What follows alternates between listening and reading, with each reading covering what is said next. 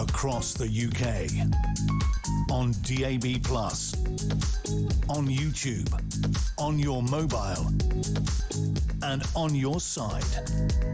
This is Talk.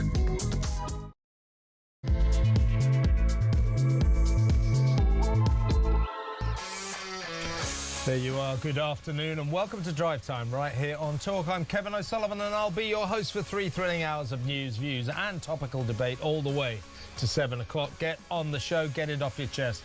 Get on the phone and call me on 0344 499 1000. There's an awful lot to talk about today. Or you can WhatsApp voice note me on the same number and I absolutely promise to play your message out. It is Thursday, April the 30th. Here's what's coming up.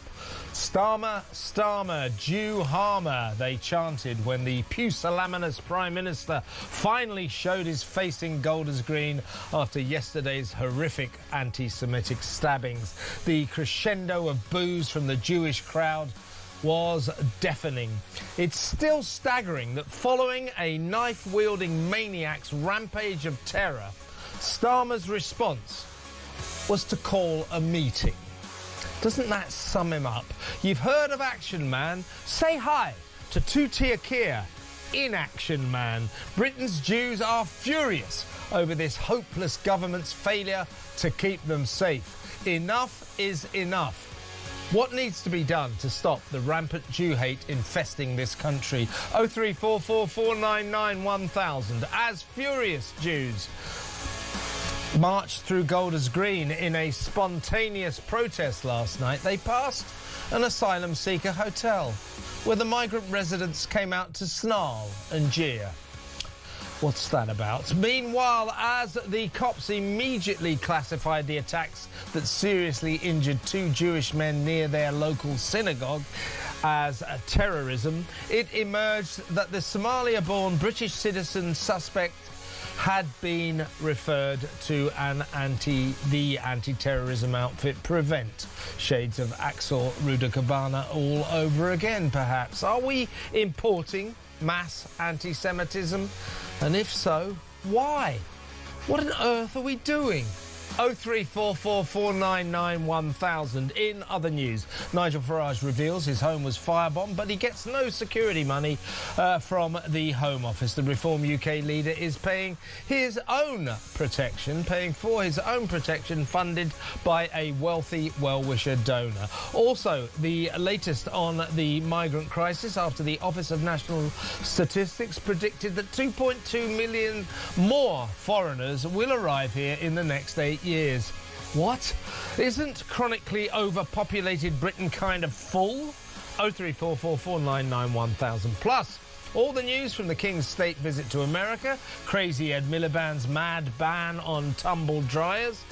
Yep, I'm serious. A mad ban on tumble dryers. What's he going to do next, that lunatic? And finally, the sad death of TV's best-loved dog, Ted, the undisputed star of Paul Whitehouse and Bob Mortimer's smash hit BBC show Gone Fishing, has passed away at the ripe old age of 13. R.I.P. Ted. All that and so much more, so don't go anywhere. Stick with me right here, right now on Talk, the home of free speech and common sense. Let's spend Thursday afternoon together. Let's go straight over to my first guest. He is the leader of the Advance UK political party, Ben Habib. Welcome, Ben. Good afternoon, Kevin. Well, lots to talk about. Obviously, the suspect, we've got to be careful here. He hasn't been charged yet, but we still have to be legally very careful. The Golders Green suspect, the man we saw being arrested, tasered, and arrested in no uncertain fashion by the police, has been named as a Somalian-born British citizen called Essa Suleiman.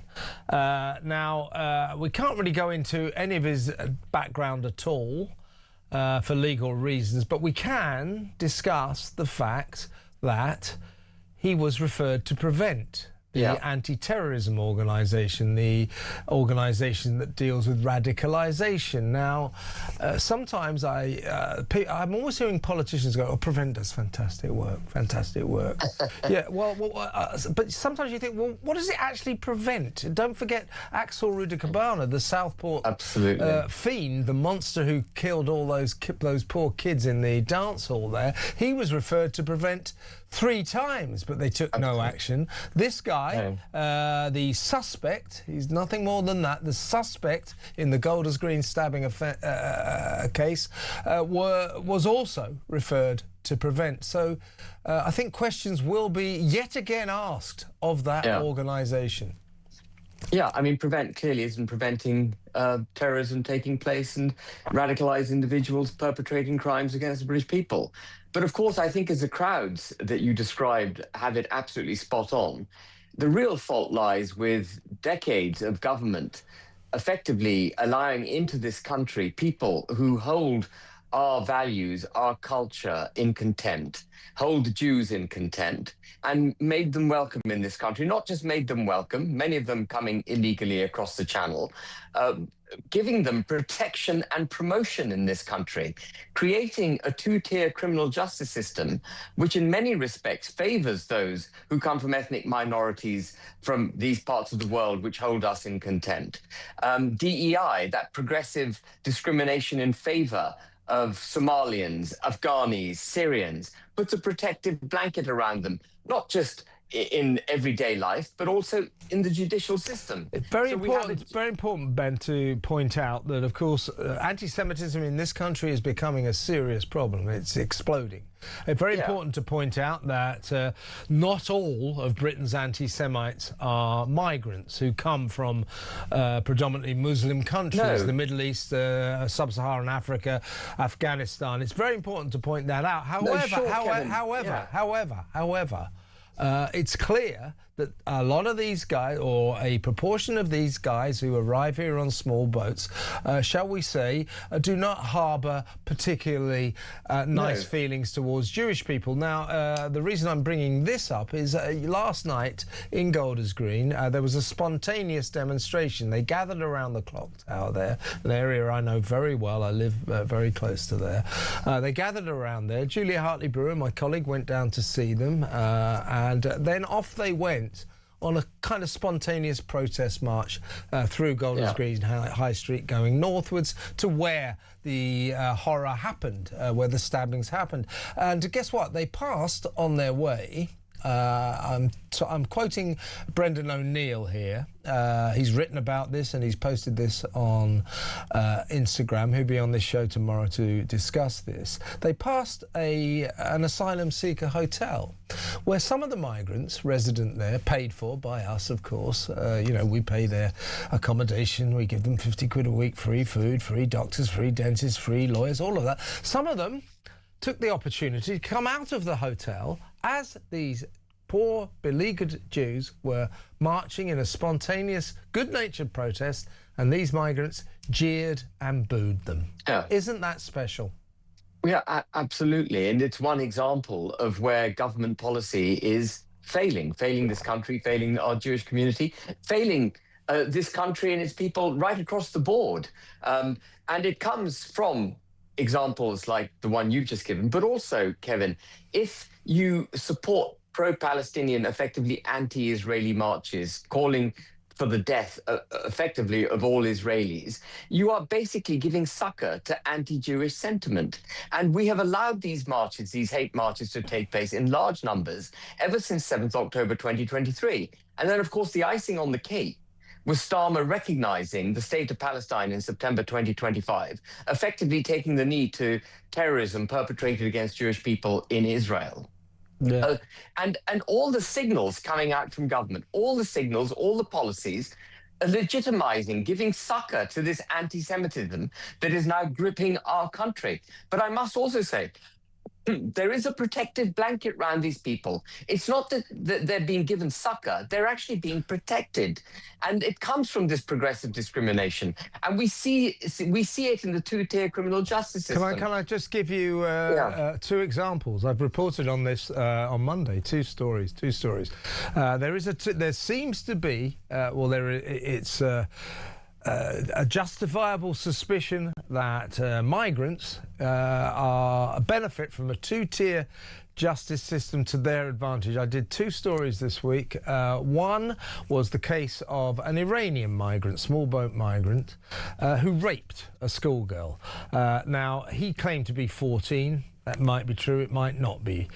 So he's 14, so that's to be borne in mind. He was found guilty of this heinous crime. Guess what his sentence was? It was to attend a educational course on the meaning of consent. He was not even incarcerated. Another case, an Afghani migrant, listen to this one, lured a 7-year-old British little girl, into his asylum seeker, taxpayer-funded hotel room with an apple. Come and have this apple, darling. So 7-year-old girl. He then sexually assaulted her. Guess what his sentence was? 2.5 years. He'll be out in 6 months. These people are getting lenient treatment in our courts. Absolutely. And that's They're wrong. Vermin. Yeah. I mean, that behaviour that you've just described is vermin. And vermin should be, at the very least, thrown out of the country. But we don't have the courage to do it. So when Salah says, we care about our Jewish communities and we will protect our Jewish communities, him just simply saying that doesn't achieve it. Exactly right. I just want to interrupt you here, Ben, because we're going to play, obviously you know that the Prime Minister finally showed his face in Golders Green around about lunchtime today. Kemi Badenoch was down there very fast with Chris Philp yesterday. I believe Nigel Farage has been there this morning, but the Prime Minister, as I said in my monologue, incredibly, to my mind, he hears about what's happened in Golders Green, North London. It's in his kind of police escort convoy. That is a 15-minute, maybe 10-minute drive from Westminster, from where he resides. What was his response to this horror in Golders Green? Not get down there, meet the people. He called a meeting. It's unbelievable. It's unbelievable. Now, here is the response he got when he finally turned up in Golders Green. Listen to this. Show your face! Show your face! Show your face!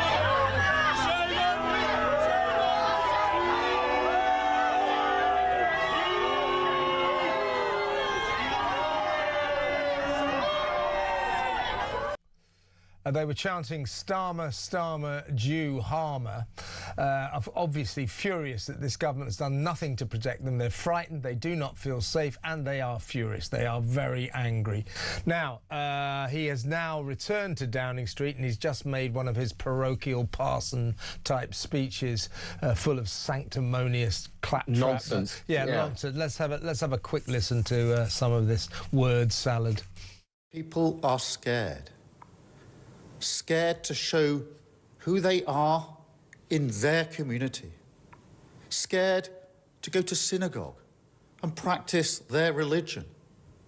Scared to go to university as a Jew. To send their children to school as a Jew. To tell their colleagues that they are Jewish. Even to use our NHS. Nobody should live like that in Britain. But Jews do. Yeah, Ben, and whose fault is that? Yeah, well, exactly. And we just described the many ways in which this government and previous governments have created this problem. And standing behind a lectern and looking all sanctimonious and talking, as you said, claptrap, is not going to get you around the problem. It's not going to address the issues. But I just want to say one other thing as well, Kevin. Of course, it was two Jewish chaps who were attacked by this apparent assailant. But it is the entire population of this country, the white working class in particular, who are suffering an assault institutional assault by policies being pursued by government. through DEI, through two-tier criminal justice, through protecting people like... Also, Ben, and by... We not all migrants, I've got to stress this, not all asylum seekers, but there's no doubt these people are coming from Muslim countries that, shall we say, are not exactly well disposed to Israel. We are importing anti-Semitism. We are importing it.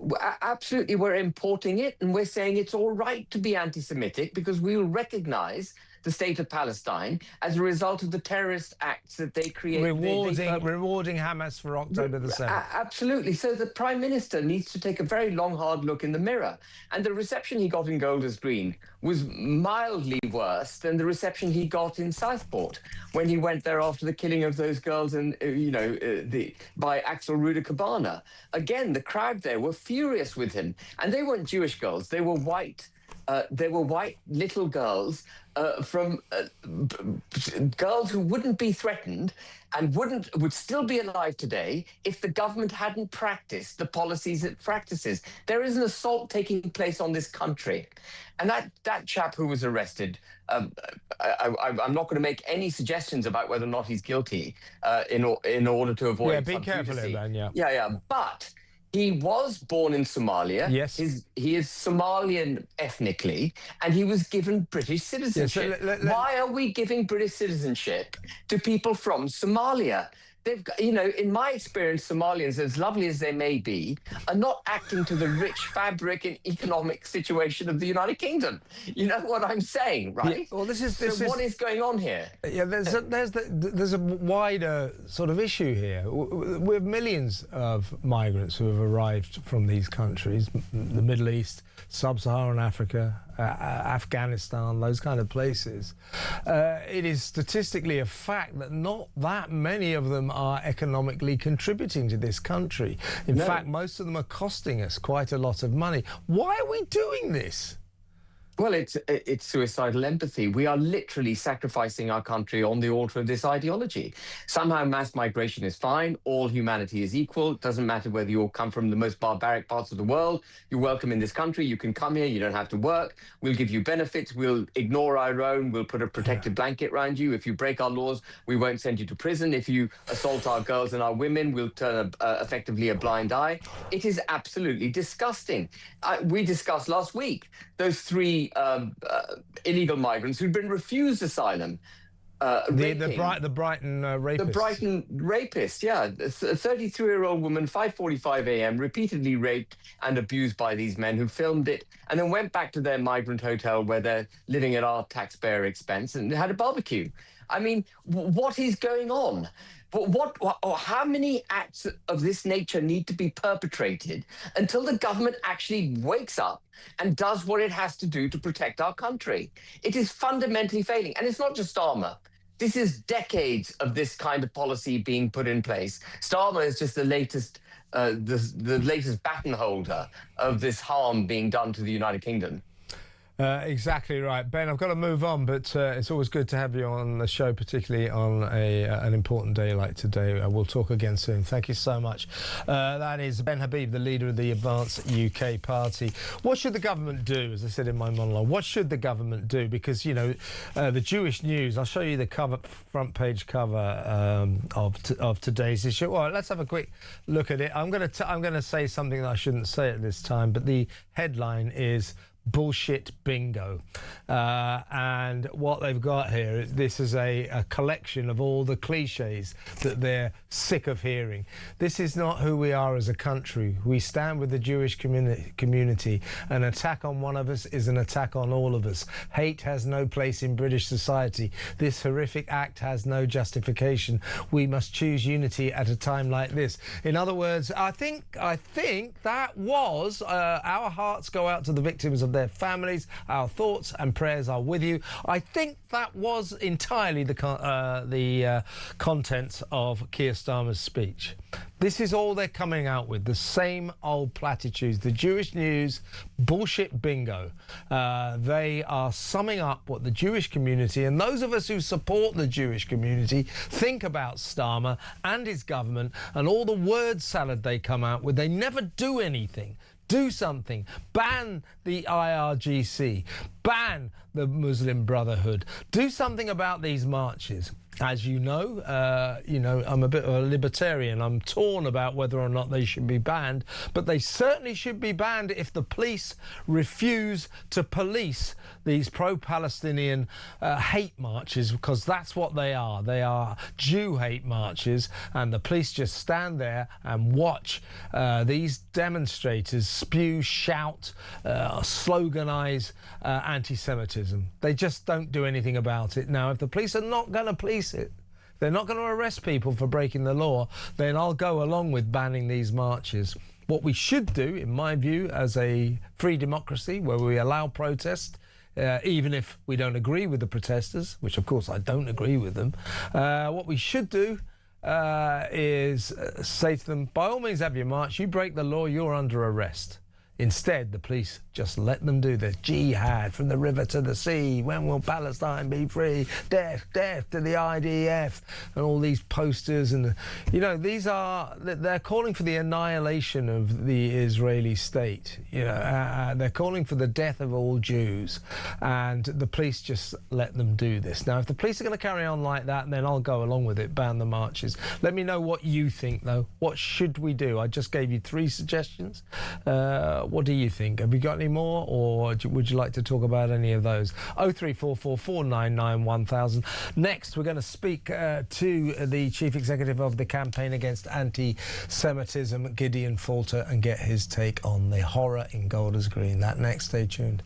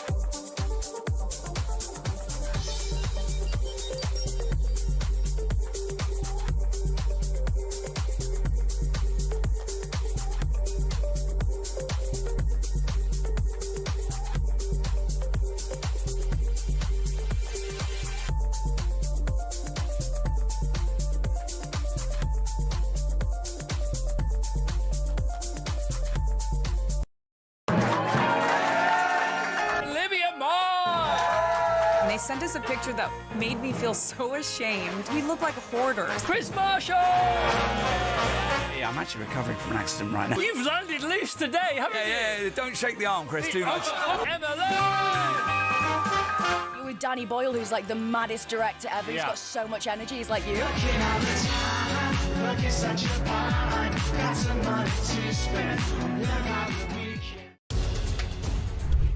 I hope I wouldn't have used that. Well, certainly I don't remember trying to get any job for my mates.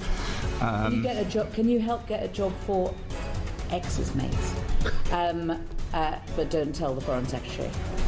I don't think it's completely surprising that the Prime Minister would be so sensitive about the way in which he was dealing with a member of his senior team, and particularly a Director of Communications who's in minute-by-minute contact with the media, that he would want that kept to a very, very tight group of people at the time. Across the UK, on DAB+, on YouTube, on your mobile, and on your side. This is Talk. We're devoting much of the show, as we did yesterday, to, of course, the horror in Golders Green. Two Jewish men stabbed after attending their local synagogue by a knife-wielding maniac. The Prime Minister has just made a speech about it, and he's finally visited the area to a crescendo of boos. Let's welcome my next guest. He is the Chief Executive of the Campaign Against Anti-Semitism, Gideon Falter. Welcome, Gideon. Hi. Now, before we talk, sorry to do this to you, but I was just going to remind you of a few words that the Prime Minister has just delivered after finally visiting Golders Green a couple of hours ago. So here is the Prime Minister back at Downing Street. People are scared. Scared to show who they are in their community. Scared to go to synagogue and practice their religion. Scared to go to university as a Jew, to send their children to school as a Jew, to tell their colleagues that they are Jewish, even to use our NHS. Nobody should live like that in Britain, but Jews do. Gideon, well, whose fault is that? Well, it's the fault of successive governments, but at the moment, he's the person who's the Prime Minister. And we've got this national emergency now where on his watch over the last 6 months, and I'm not saying that he has caused this, but my God, he is the Prime Minister. We've had stabbing terrorist attack in Heaton Park Synagogue on Yom Kippur. We've then had everybody wheel out and say the exact same things. No one should be afraid to be a Jew. Everybody should be able to go about their business just like everybody else. And yet, has anything been done? No. The only thing that has changed is now we have arson attacks on synagogues. We have ambulances burned to the ground because they belong to a Jewish charity. And now we've got blood on the ground again as Jewish people are stabbed walking around, waiting at the bus stop in Golders Green. And each time it happens, we get these promises that they're going to fast track some legislation, that there's going to be something just around the corner which is going to make us all safe.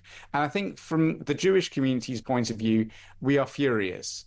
We are furious because of the abandonment of the Jewish community by the government. And I'll give you just one very stark example of that, which is this stabbing itself.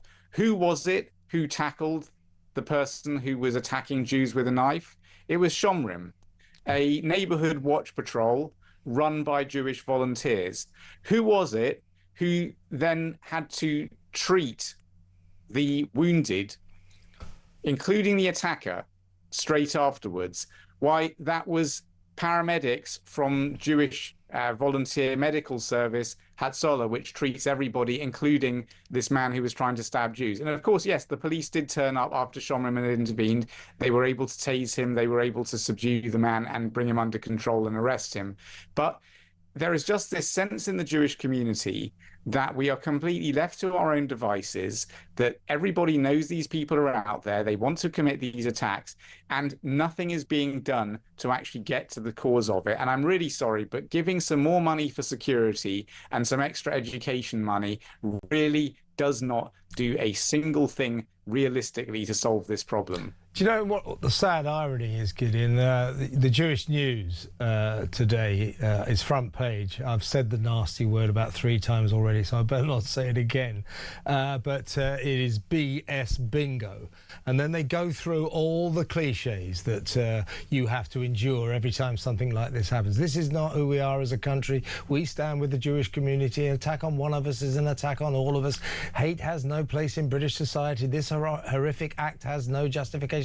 We must choose unity at a time like this. Our hearts go out to the victims and their families. Our thoughts and prayers are with you, which in effect is pretty much what Keir Starmer just said at Downing Street. The same old cliches. You must be at the end of your tether with all of this.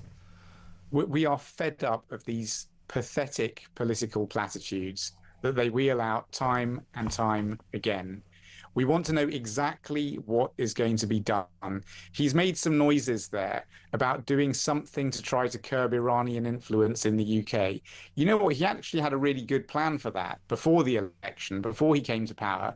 He said, or rather his former Home Secretary and former Foreign Secretary said that they were going to proscribe and ban Iran's Islamic Revolutionary Guard Corps. That's a great idea.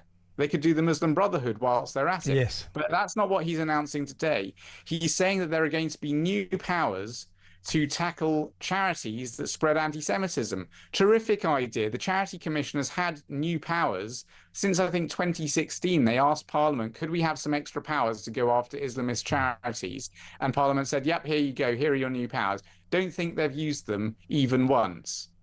So it's outrageous. We've got this situation where even now he's turning up on television telling us that he's going to take action, that there's stuff just around the corner.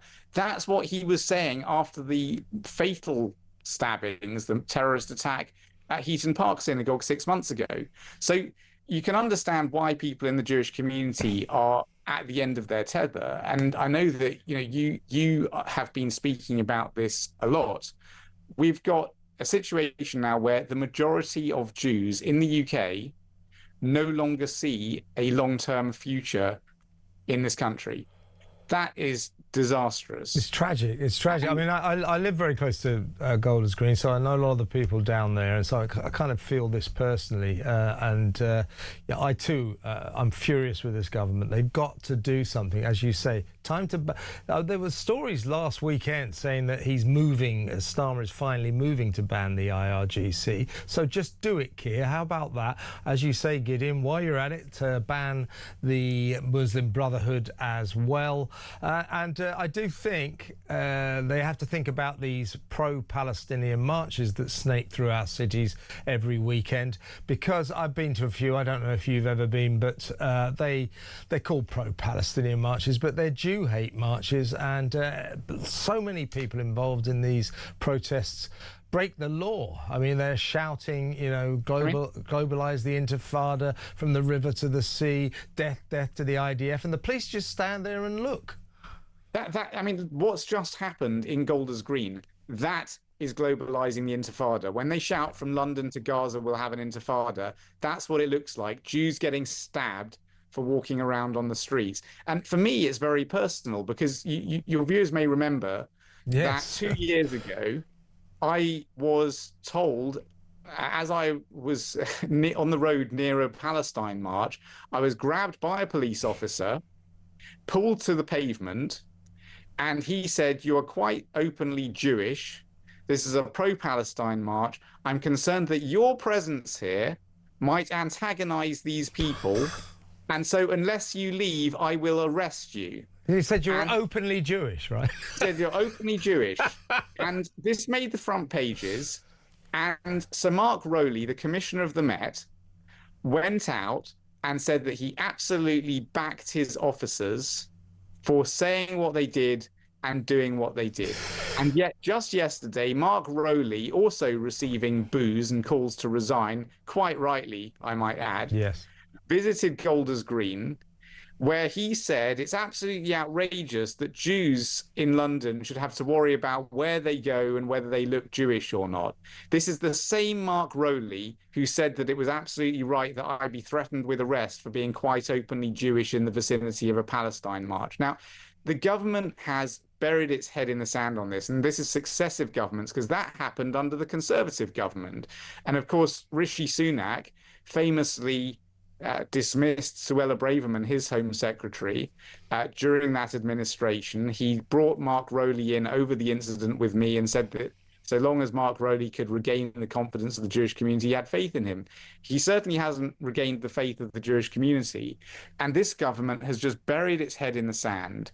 It has failed to come up with a plan. And on these marches, it knows what goes on. And yet they will not do anything about it. The laws already exist to ban these marches, by the way, and there's another one coming up in a couple of weeks' time. In fact, tonight we've got this demonstration outside Downing Street at 7 p.m. over what's happened in Golders Green and demanding a plan from the Prime Minister, guess what we found out? An hour before we turn up, they want to have a Palestine demonstration in exactly the same spot. They just called it within the last 24 hours. Now, to their credit, the police have said they can't have it there and it has to be somewhere else instead. Fine. But this is the kind of people you're dealing with. This is the kind of mentality. Jews are being stabbed in the street in Golders Green, and this lot want to turn up and try to conflict with us having a protest about what's being done to Jews in this country. It's disgusting, Gideon, and it's not an exaggeration to say there are parallels here between Britain now and 1930s Nazi Germany. So I think we've got a serious anti-Semitism problem. A last point from you. This suspect, got to be careful here for legal reasons. He's in custody. He has not been charged yet, but we have to be careful. What we can say is that we know he was a Somalian by birth, but somehow or other got British citizenship. I know people around the country will be saying today, how did that happen? And also that he had been referred to the anti-terrorism unit, PREVENT, which once again doesn't seem to have prevented very much. Your thoughts on those 2 points? Well, I think that PREVENT has been completely unfit for purpose for a very long time. And this does raise very serious questions. Knowing what we know, there is a huge amount of concern that nothing is being done. Lessons are not being learned. Each time one of these attacks happens and we start to learn about the perpetrator, almost always we find out that he was on the radar screen. Now, there is a serious problem in this country. We have too many people for the security services seemingly to be able to keep track of. The idea that the government can just put more security outside Jewish venues and Jewish buildings is ridiculous. So they're going to start putting police at bus stops in Jewish areas now so people don't get stabbed. And the point that you made before, I just want to come back to, because every time I get an invitation to speak to Holocaust survivors, it is such a privilege to do so. And particularly now, sadly, there are fewer and fewer of them alive to be able to speak to. And whenever I do speak to them and they ask me what's going on, they say, and this is not me, not you, they say, people who saw it with their own eyes, this is a case of history repeating itself. And Britain has become radicalized. It's become radicalized, and we need to learn from the process of denazification, because I'm not saying British people are Nazis by any stretch, but we've now got certainly a minority within our country, Islamists and also people on the far left, who are so certain that they are the good guys, who are so radicalized and so obsessed with Jews, Zionists, Israelis, whatever, that they are the people fanning the flames and making this stuff possible. And to them, I would say, has any of their activism over the past few years made a spot of difference thousands of miles away in the Middle East? Or has it simply resulted in a situation, in an environment where day after day after day, British Jews, synagogues, even ambulances are under attack? It's so depressing, Gideon, but thank you so much for coming on, and we'll keep in touch. Gideon Falter there, Chief Executive of the Campaign Against Anti-Semitism. It's got to stop, hasn't it? Something has got to be done, as Gideon's just saying.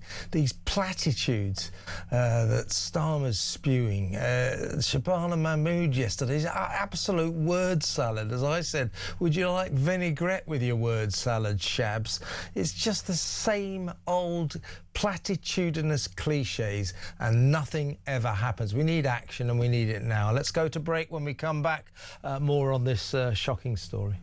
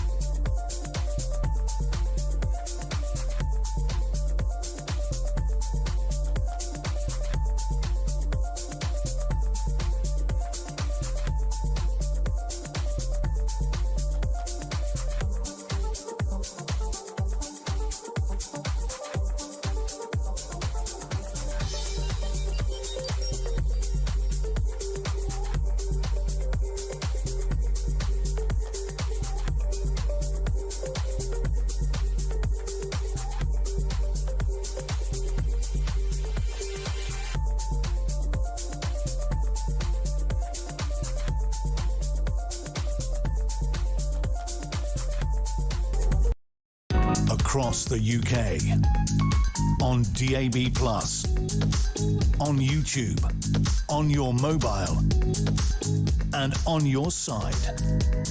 This is Talk. We're taking your calls all afternoon. What should be done about what happened in Golders Green yesterday? The government clearly isn't going to do anything. What needs to be done, seriously? Because Starmer, as I just said, is just spewing word salad. Oh, you know, my hearts and my thoughts and prayers are with the family. Yeah, right. Yeah, like every time.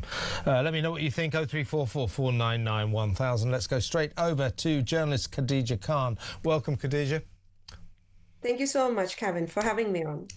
Always a pleasure. Now, you've got a piece in the Mail today praising Kemi Badenoch, who I will praise now because she was very fast off the mark yesterday, straight down to Golders Green with the Shadow Home Secretary Chris Philp to meet the members of that beleaguered community, the beleaguered Jewish community. What I wanted to ask you as someone, should I say, as with the Muslim community but knows all about it, and you're not afraid to speak plainly about it.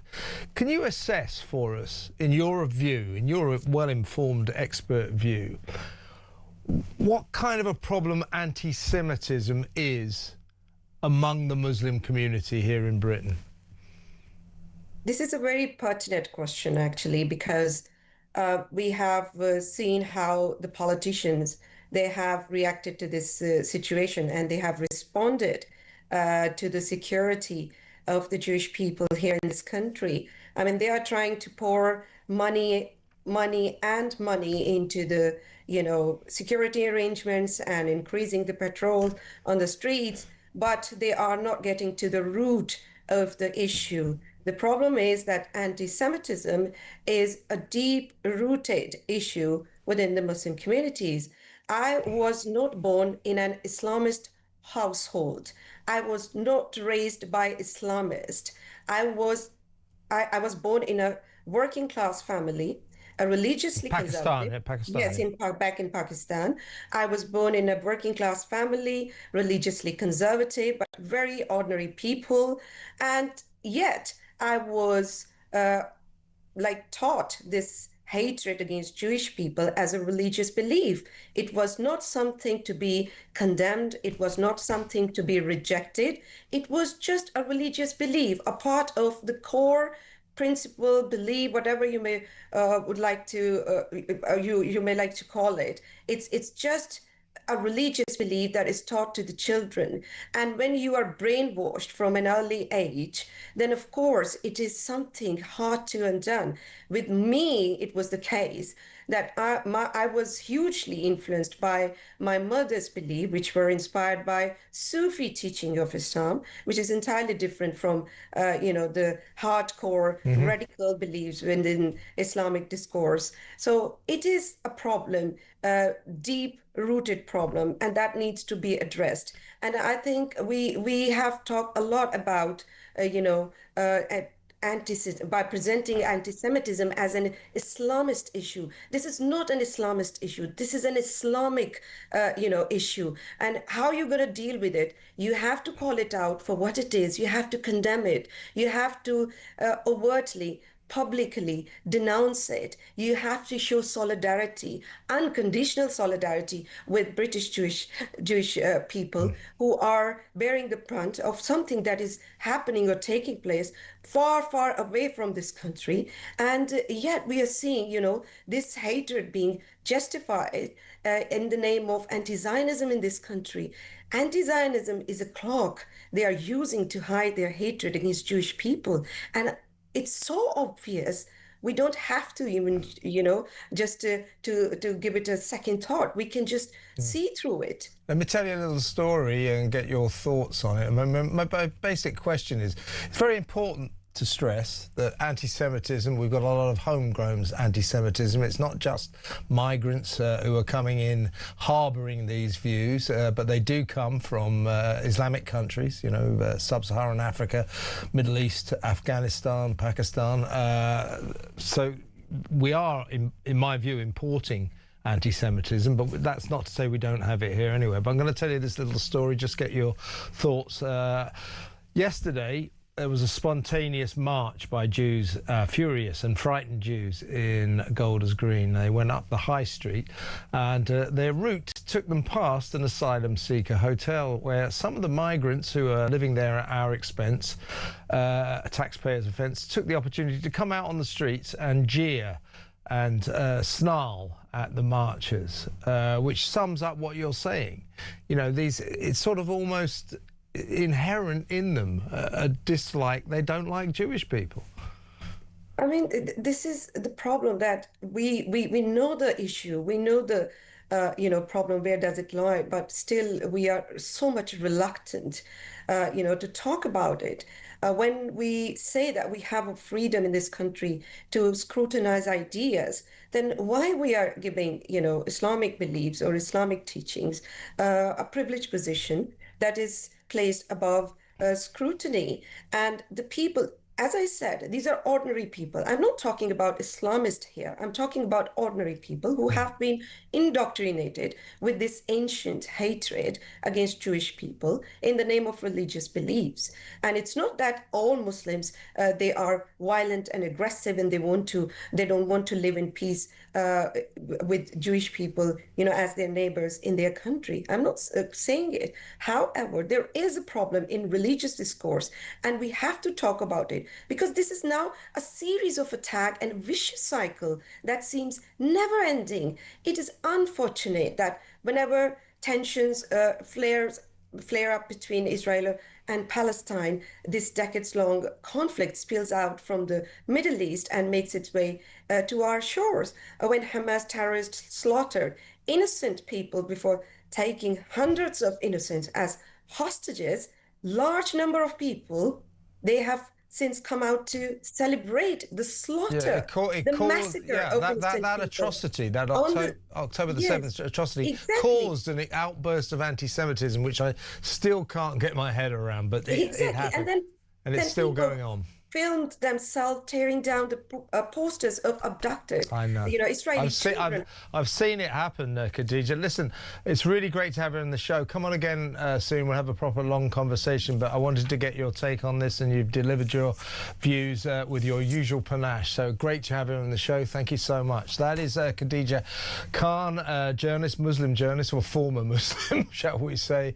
Fascinating on her background, and fascinating what she's saying, that we have a problem, that it is quite normal among Muslims for them to be brainwashed from an early age into disliking Jews, into anti-Semitism. That is a problem we need to confront, don't you think? 03444991000. Next up, Mike Neville, former Met Police detective. We need to talk about Zach Walensky and indeed Sadiq Khan, the London mayor. That next, stay tuned.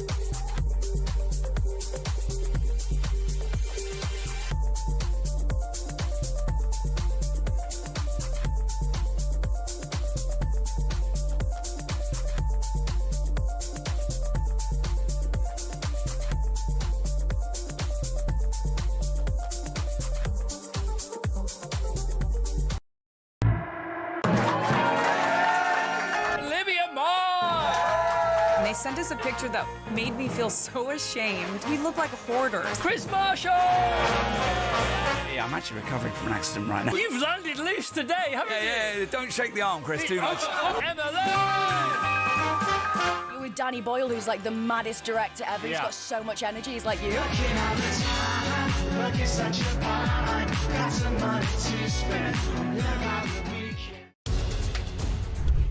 I hope I wouldn't have used that. Well, certainly I don't remember trying to get any job for my mates. Can you get a job? Can you help get a job for ex's mates? But don't tell the Foreign Secretary. I don't think it's completely surprising that the Prime Minister would be so sensitive about the way in which he was dealing with a member of his senior team, and particularly a Director of Communications who's in minute-by-minute contact with the media, that he would want that kept to a very, very tight group of people at the time. Across the UK, on DAB+, on YouTube, on your mobile, and on your side. This is Talk. Let's go straight over to former Met Police Detective Mike Neville. Welcome, Mike. Yes, good evening, Kevin. Let's talk about Zach Polanski. In fairness, he did condemn the attacks on those two poor Jewish men in Golders Green yesterday, but he went on to sort of like and share a tweet that suggested that the arrest of the suspect, the Somalian-born British citizen suspect who is in custody, suspected of these horrific attacks. He went on to sort of like and share a suggestion that this was police brutality, that the cops went over the top. They were, of course, seen, filmed. It was very strong stuff, and they were kicking this guy in the head, but it was explained, and to be fair, it's only Zach Polanski and one or two others who have actually complained about this, because what the police are saying is we didn't know if he was, he had a backpack on. Was it full of explosives? They didn't know, and they were trying to disorient him. So did you have any problem with the way that guy was arrested? No, I mean, so you got a lot of armchair critics here, and I can sit up and say I've got 2 commendations in the Met for courage. I tackled a man with a gun and another violent drug dealer. So and when you do these things, you go into automatic mode because you're suddenly fighting for your life, really. Those officers were very brave. One, they don't know if he's just going to blow himself up and kill them. He won't let go of the knife. They haven't got... In any other country, Kevin, he would have been shot. He would be... Can I just interrupt, Mike, because we've got the body cam video of the arrest, so let's have a quick look. Down on the ground! Down on the ground! Down on the ground! Step back! Yeah, and they went on to kick his head several times, but apparently that was deliberate to try and disorient him. And that backpack, those coppers were very brave, particularly that guy actually grabbing it. That could well have been full of explosives. So personally, I'm not a copper, I'm not an expert, but I have no problem with that arrest whatsoever. As an expert, as a former copper, nor do you, Mike. No, absolutely. These are brave officers. We ask ordinary people to do extraordinary things, don't we? Most people would run off from a man with a knife. I come on here, criticise the police for not catching enough thieves and robbers, but there are lots and lots of ordinary officers, decent officers, who do the most brave things. Those officers went to work yesterday, left their wives and families and whatever else, and now suddenly they're confronted with a man who's possibly got a bomb, he's certainly got a knife, he's stabbed 2 people and possibly killed them. And you've got Zach Polanski saying, "Oh, they're gripping a mentally ill man." Does he expect them to carry out some kind of mental health assessment? It just shows how these people have no comprehension.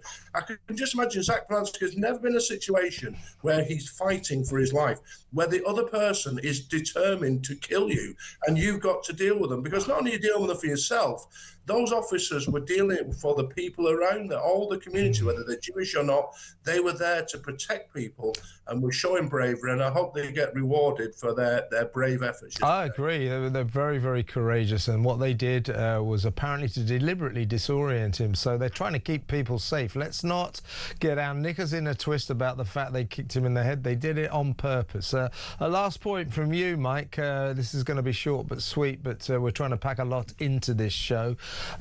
We can't go too much into the background of this guy for legal reasons. He's in custody, likely to be charged fairly soon, so a trial is in the offing. So we have to be careful. But what we can say is he was Somalian born, given British citizenship. A lot of people will be saying why, but worse still, he had been referred to the anti-terrorism unit, Prevent, begging the question, what does Prevent actually prevent?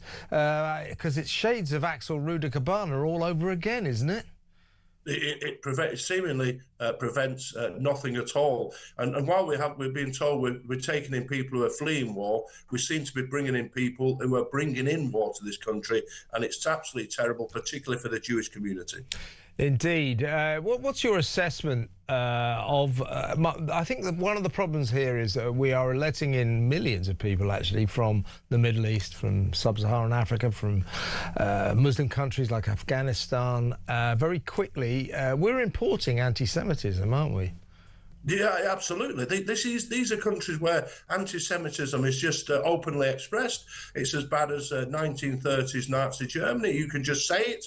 It's just taken as an average everyday thing. And what we think is when they come here, what do we think they're going to do? Stop doing it. It's going to carry on because what they do is they go onto enclaves of their own people who just continue that culture. It's shocking. It's shocking. It is. Mike, thank you so much for coming on. We'll talk for a longer time next time you appear on the show. Next up, it's Isabel Oakeshott with her take on the events of the last 24 hours. Stick around.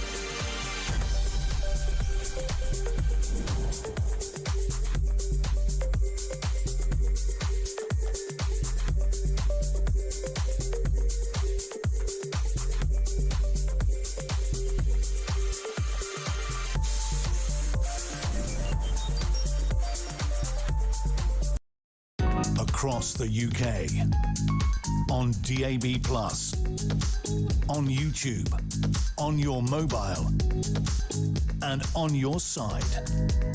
This is Talk.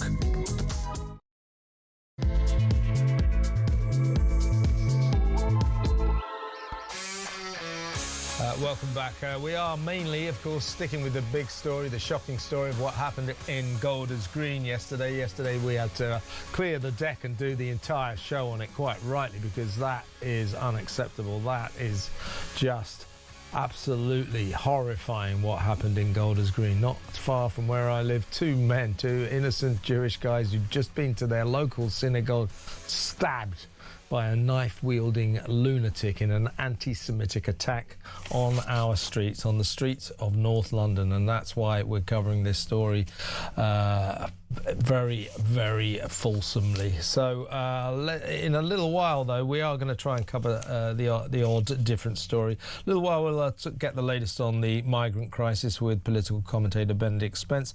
And Kinsey Schofield, our royal guru, will join us all the way from America to update you on the latest from the King's pretty triumphant state visit to the United States of America. Lots going on there, so we'll get Kinsey's take. I know she's been there every step of the way, so we might get some good inside gossip. But first, let's go back to the big story. It is, of course, the stabbing in Golders Green. And welcome to the show, Talks Excellence international editor Isabel Oakeshott. Welcome, Isabel.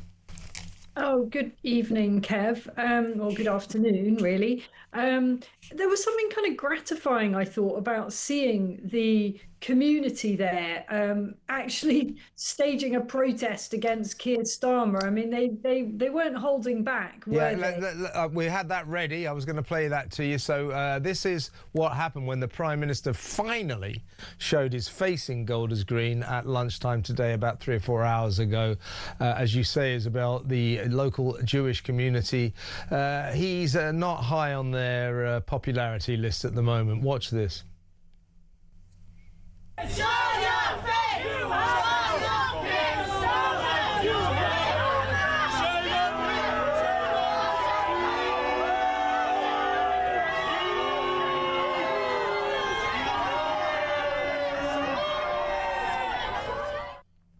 Yeah, they were chanting Starmer, Starmer, Jew harmer. He returned to Downing Street and delivered another one of these word salad speeches about hate has no place on our streets, anti-Semitism must be there, the same old rubbish. They were all spewing it yesterday. Shabana Mahmood was so word salading it that I asked if she wanted some vinaigrette on it. I mean, it was unbelievable. So the Jewish News today, the newspaper, is just saying it's saying that BS bingo, and it's got all the phrases that everybody comes out with every time there's an anti-Semitic incident. And don't forget, poor Golders Green, the poor people of Golders Green have suffered 3 serious anti-Semitic attacks in about a month. The ambulance is being firebombed, a memorial wall to the victims of the Holocaust and of October the 7th. That was arson attacked earlier in the week, and of course yesterday 2 innocent Jewish men, having been to their synagogue, stabbed in the street by an anti-Semitic madman. So they're really, really suffering, those people. And the Prime Minister and his acolytes coming out with exactly what they're sick of. Yeah, hatred has no place on our streets and all that. They're saying, what are you going to do about this? What do you think he should do, Isabel? Well, we discussed this last night, didn't we? And I haven't really changed my position. I think big symbolic measures are needed, and they're not just symbolic, they're also practical. I think they'd have significant effect. I think that there needs to be an absolute summary halt to all the pro-Palestinian marches. These are not freedom marches, or they may be partially freedom marches in the minds of those who participate.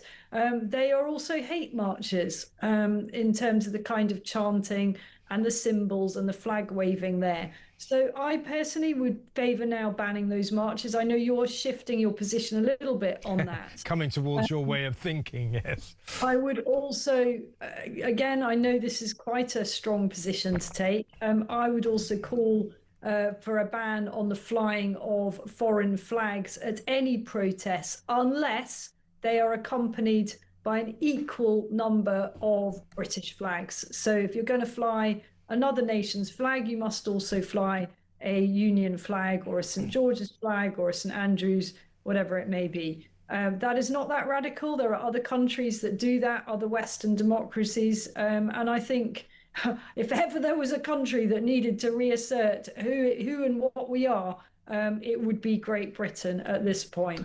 I'm going to tell you a story now and get your reaction. I think it will annoy you. Spontaneously, the people we're seeing there protesting about the Prime Minister last night around about the clock tower right in the centre of Golders Green, they gathered spontaneously. Julia Hartley-Brewer, our colleague, brilliantly went down there and communed with them and delivered a report. They were in a furious mood. They're also frightened, of course. They're not safe. Anyway, so they had this sort of meeting, this spontaneous gathering, and then they set off on a spontaneous march through Golders Green High Street going north. It just so happens that the route they took went past an asylum seeker hotel, where some of the residents, the migrants who were staying there at taxpayers' expense, took the opportunity to come out on the street and jeer and snarl at the Jewish people marching past. What do you think about that, Isabel? I think I mean, I don't believe they should be here in the first place. I don't believe in asylum hotels. I don't believe in accommodating anyone that's broken into our country illegally. What I think that is, if you jeer at the British people and you're coming to our country asking for asylum, there is a zero tolerance of that, and it is immediate deportation. And you know, when you ask me about what we should do now, I mentioned two things about flags and marches, but these are only sticking plasters on what is a much more profound problem. And that profound problem is the way in which we are dishing out rights to remain and citizenship to people that just simply are not like us in terms of their cultural background, their values, and how frankly screwed up they are from the traumatic experiences that they have had. We as a community, as British people, are paying the most totally outrageously unjustified price for left-wing ideology and the sanctimony of the Be Kind Brigade. Let them all come in. They're all fleeing war and terror. Be kind, welcome them in. Many of these people are doing a great deal of harm to our country. Frankly, what we're doing is we're allowing millions of migrants to come in from predominantly Islamic countries, from the Middle East, from sub-Saharan Africa, from countries like Afghanistan.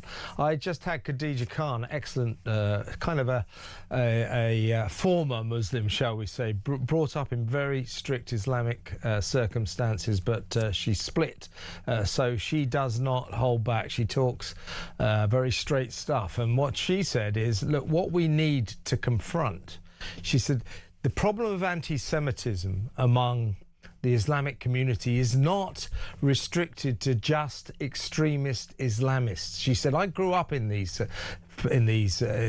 culture. She said, it is brainwashed into you from the moment you're born. We don't like Jews. We hate Israel. She said, we need, as a nation, to confront the fact that ordinary Muslims tend to be anti-Semitic. Not all of them, of course, but we need to get real about this. We need to stop deluding ourselves, don't we? I think that there are sort of simpler and wider things you can do about reasserting that if you live in Britain, you have to subscribe to certain things. And if you don't subscribe to them, then off you go, I'm afraid. I mean, obviously, the difficulty is that people have been born here and they are, you know, they have managed to live parallel lives, and there are a lot of those communities. Again, we shouldn't cater for that. You know, it's even down to the simple things. Why are we spending hundreds of millions of pounds over periods of years providing translation services for people in our NHS, in the court systems, that can't be bothered to do what it takes in order to make use of our public services on British terms? You know, there are so many questions here, aren't there, about why we are where we are. But one thing is for sure, there's not a great deal of time at all to get really radical about this. And that is where we are at, folks. We are going to have to get uncomfortably radical if we are going to mend this very, very fractured, very, very unhappy state of affairs that we have in the UK. Yeah, I mean, I reckon that the root of our problem with the explosion of anti-Semitism in this country is we know about the Labour Party's problems with anti-Semitism. That, you know, Keir Starmer, let's be fair, he's done a lot of work trying to get rid of it, but he has not completely got rid of it. And to be honest with you, I think the root of our problems with anti-Semitism is that the Labour government's heart is not really in tackling it properly, even after what happened yesterday. I do want to ask you about some, at least one other story, and one more point about yesterday and the suspect. You talked about why do we let these people in? The suspect, we have to be careful here, obviously, for legal reasons. But what we can say is the suspect, name of Essa Suleiman, Somalian-born. A lot of people will be saying, how come he was given British citizenship, which indeed he was. But worse still, this we can say, he had been referred to the anti-terrorism unit PREVENT, begging the question, what the hell does PREVENT prevent? I really have absolutely no idea. I mean, time and again, PREVENT is shown to be a completely flawed organisation. I think PREVENT expended a great deal of resources pursuing the far right, from what I recall. It's just not doing its job. It's not. I'm not convinced it's remotely fit for purpose. Demonstrably, it isn't. No, and of course Axel Rudikabana, the Southport murderer, was referred to PREVENT 3 times, and PREVENT said, no, nothing to see here. Looks as if that's the same as what's happened here. Nothing to see here. So he was referred and forgotten about. So questions will be asked, and as I say, a lot of British people will be saying, how come he became a British citizen in the first place? Listen, let's just park the Golders Green horror for a second, because this is an important story that we were going to talk about yesterday, but events, dear boy, events overtook us. But Nigel Farage yesterday revealed that his house had been firebombed, which in itself is terrifying enough. He got home and luckily the firebomb put through his letterbox had not ignited the whole house, so he was lucky, but it was firebombed. But that brings into sharp focus the fact that Nigel Farage, as a party leader, a significant party leader in Parliament now, does not get any help from the Home Office in terms of his own personal security. I think he should, but he has revealed that a major Reform UK donor, I think his name is Christopher Harborne, he's based in Thailand, very wealthy man, donated £5 million for Nigel Farage to fund his own security. Now, I can see the logic of that, but there will be criticisms of that. What are your thoughts on that? I mean, I've got many things to say on this. I'll start with the fact that I think Nigel Farage is the #1 political assassination target in the UK. A horrible, horrible thing to say, and a horrible thing to feel if you're Nigel Farage or the people who care for him. I think he's a much bigger target than Keir Starmer. I think he's a much bigger target than any other politician in the UK. And I know how very limited his movements are, you know, how his life is incredibly constrained by that reality. Whether or not it's the ultimate fear is, of course, an assassination, Trump-style situation, but the ever-present danger is much lower than that, being assaulted in some other way, being knifed, whatever.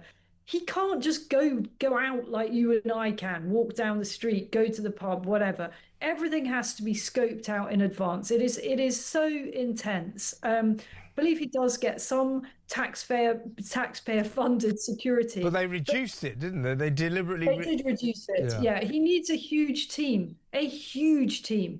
I won't go into details about how big that team is. It's not helpful to do it, but it costs an absolute almighty fortune. And it's worth just adding that sum of money, which is a colossal sum of money. And I do think that it's, you know, I'm not surprised that there's people making hay about this, but that was given to Nigel Farage at a time when he was not going to come back into politics, frontline politics. So the idea that this was some kind of, you know, the suggestion from his critics, this is some kind of bribe, I mean, I was very much part of what was going on at the time. My fiance was the leader of the party at the time that gift was given. Richard Tice, of course, yeah. I didn't know anything about it. Richard didn't know anything about it. It wouldn't have been any of our business because Nigel was not the party leader. He was an honorary chairman, I think, technically, but he was not in frontline politics, and very deliberately so, for very good reasons. And so you can't say, well, this was some kind of, well, I'm going to give you 5 million and you're going to deliver this when you're prime minister. He damn nearly didn't come back into frontline politics. We all know the history of that. Yeah. When the election was called, he said he's not coming back. And he meant it. Boy, did he mean it. So I think that kind of undermines the whole, what was the quid pro quo here? Final reflection on this. Which of us, when offered £5 million go on, by a friend with no strings attached, it is for your security, but I realise that I can't make you spend it on your security. Have you got Christopher Harborne's number? Because I'm available for a £5 million I'm not sure I'd have said no to that. I don't know. No, but I mean, to be the serious point here is that Nigel Farage, you're quite right. He's definitely the #1 target here in this country. That's not a nice thing to say, but I'm afraid it's a fact. And the fact that actually the Home Office Security Unit actually reduced the amount of money they give Farage for his own security recently, I would suggest would cause a lot of people to say, well, can you blame him for taking a gift to try and fund his own security? I mean, this is a serious issue, isn't it? Yeah, I mean, what you're showing there, I can see 2 of his security guys in the images that you're showing. Yeah. He has to be surrounded the whole time. And we know what happens if he isn't, whether it's a milkshake or is it something much more corrosive, toxic that could be coming his way. It's really, really hard.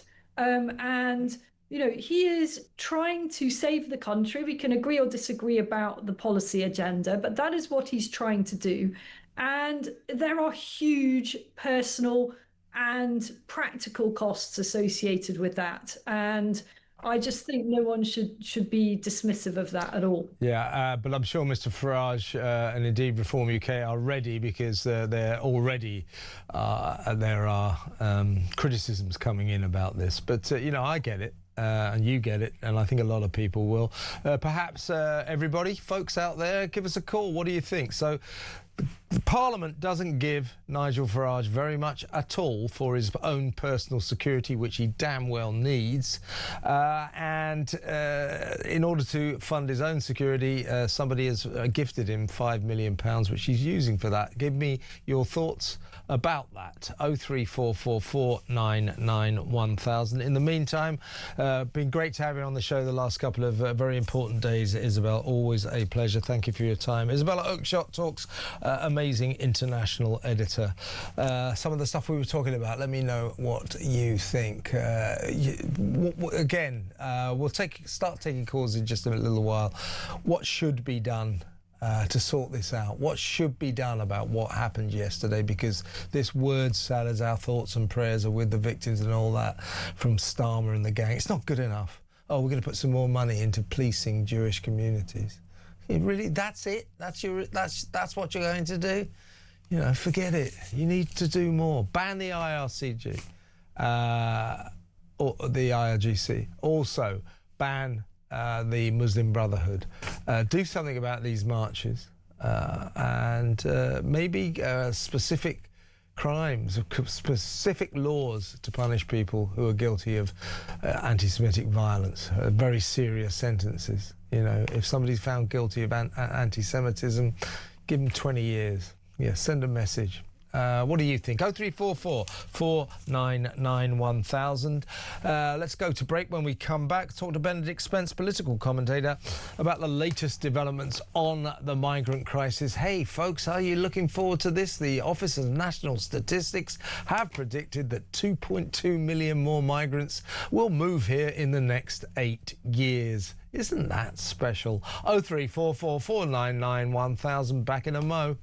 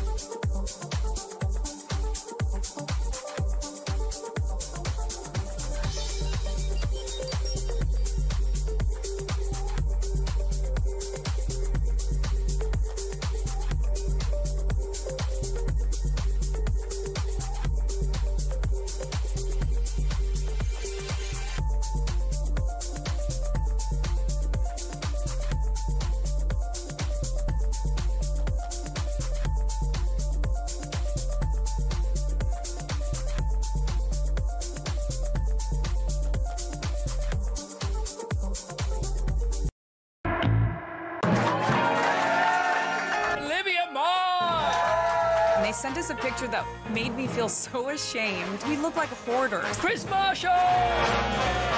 Yeah, I'm actually recovering from an accident right now. You've landed loose today, haven't you? Yeah, don't shake the arm, Chris, too much. You're with Danny Boyle, who's like the maddest director ever. He's got so much energy. He's like you.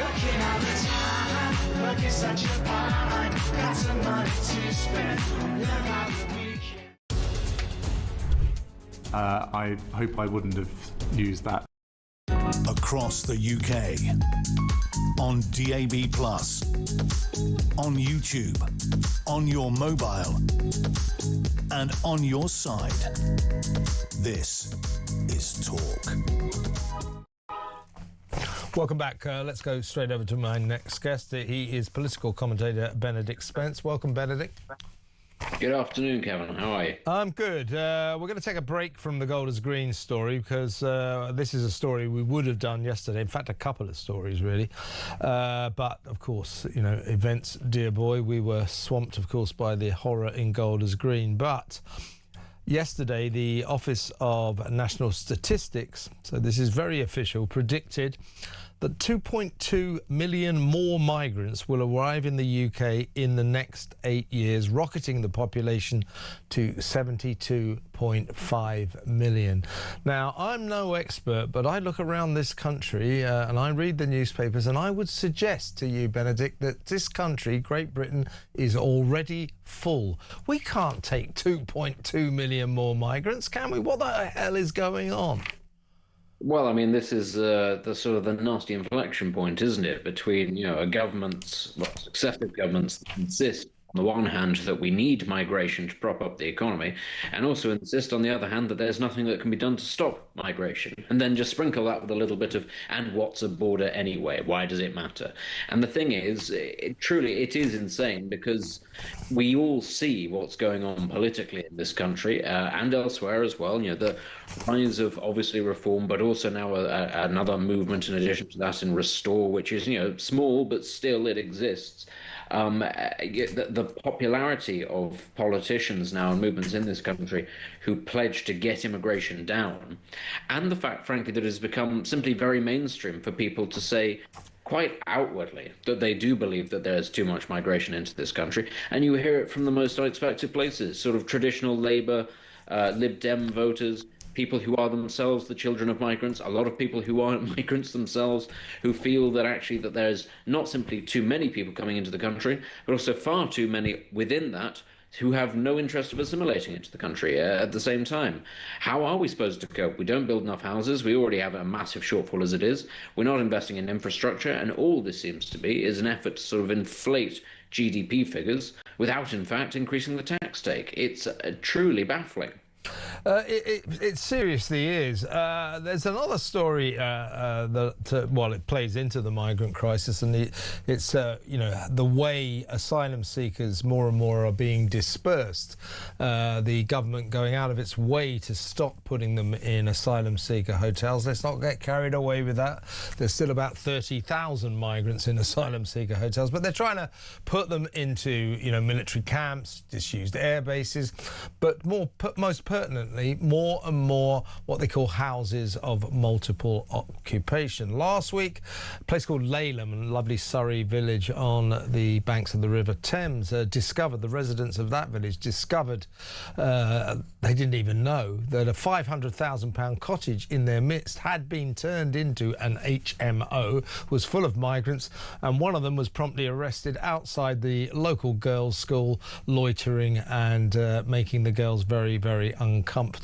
We later learned he had mental issues. Of course he did. So they're furious. And what the latest case of this is in a village called Walderslade.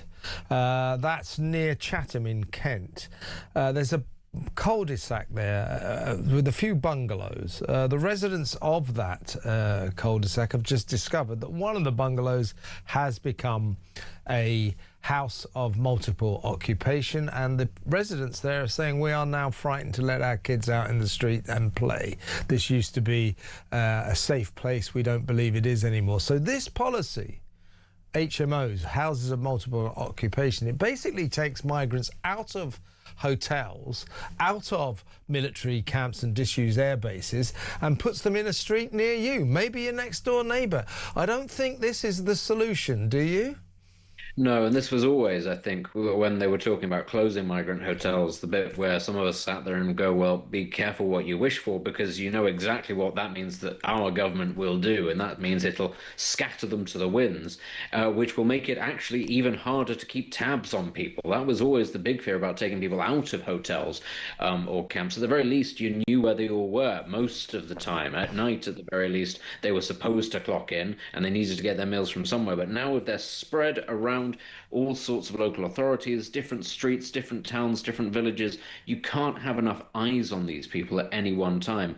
And I'm afraid, you know, there has been a noticeable uptick in numbers of reports, allegations, charges brought against people, predominantly migrants, for, amongst other things, very serious sexual assaults, and also things like theft and violence. There's no getting away from the fact that actually these things are happening more and more. As much as some politicians and commentators like to say, oh, they're only sort of isolated cases, and actually lots of people who are already here do these things anyway, well, fine, they might do, but that doesn't mean we have to exacerbate the problem by importing people into this country who are coming here with the express intention of doing so. And then just to add just a little extra nugget of injustice to the edge of this, every single one of these houses, every single one of these properties is a property that could have gone to somebody else, that could have gone to somebody who is hardworking, tax-paying, or possibly very vulnerable. And the point is, because these are contracts by local authorities, people are being outbid for housing by their own local authorities. Their own local authorities take money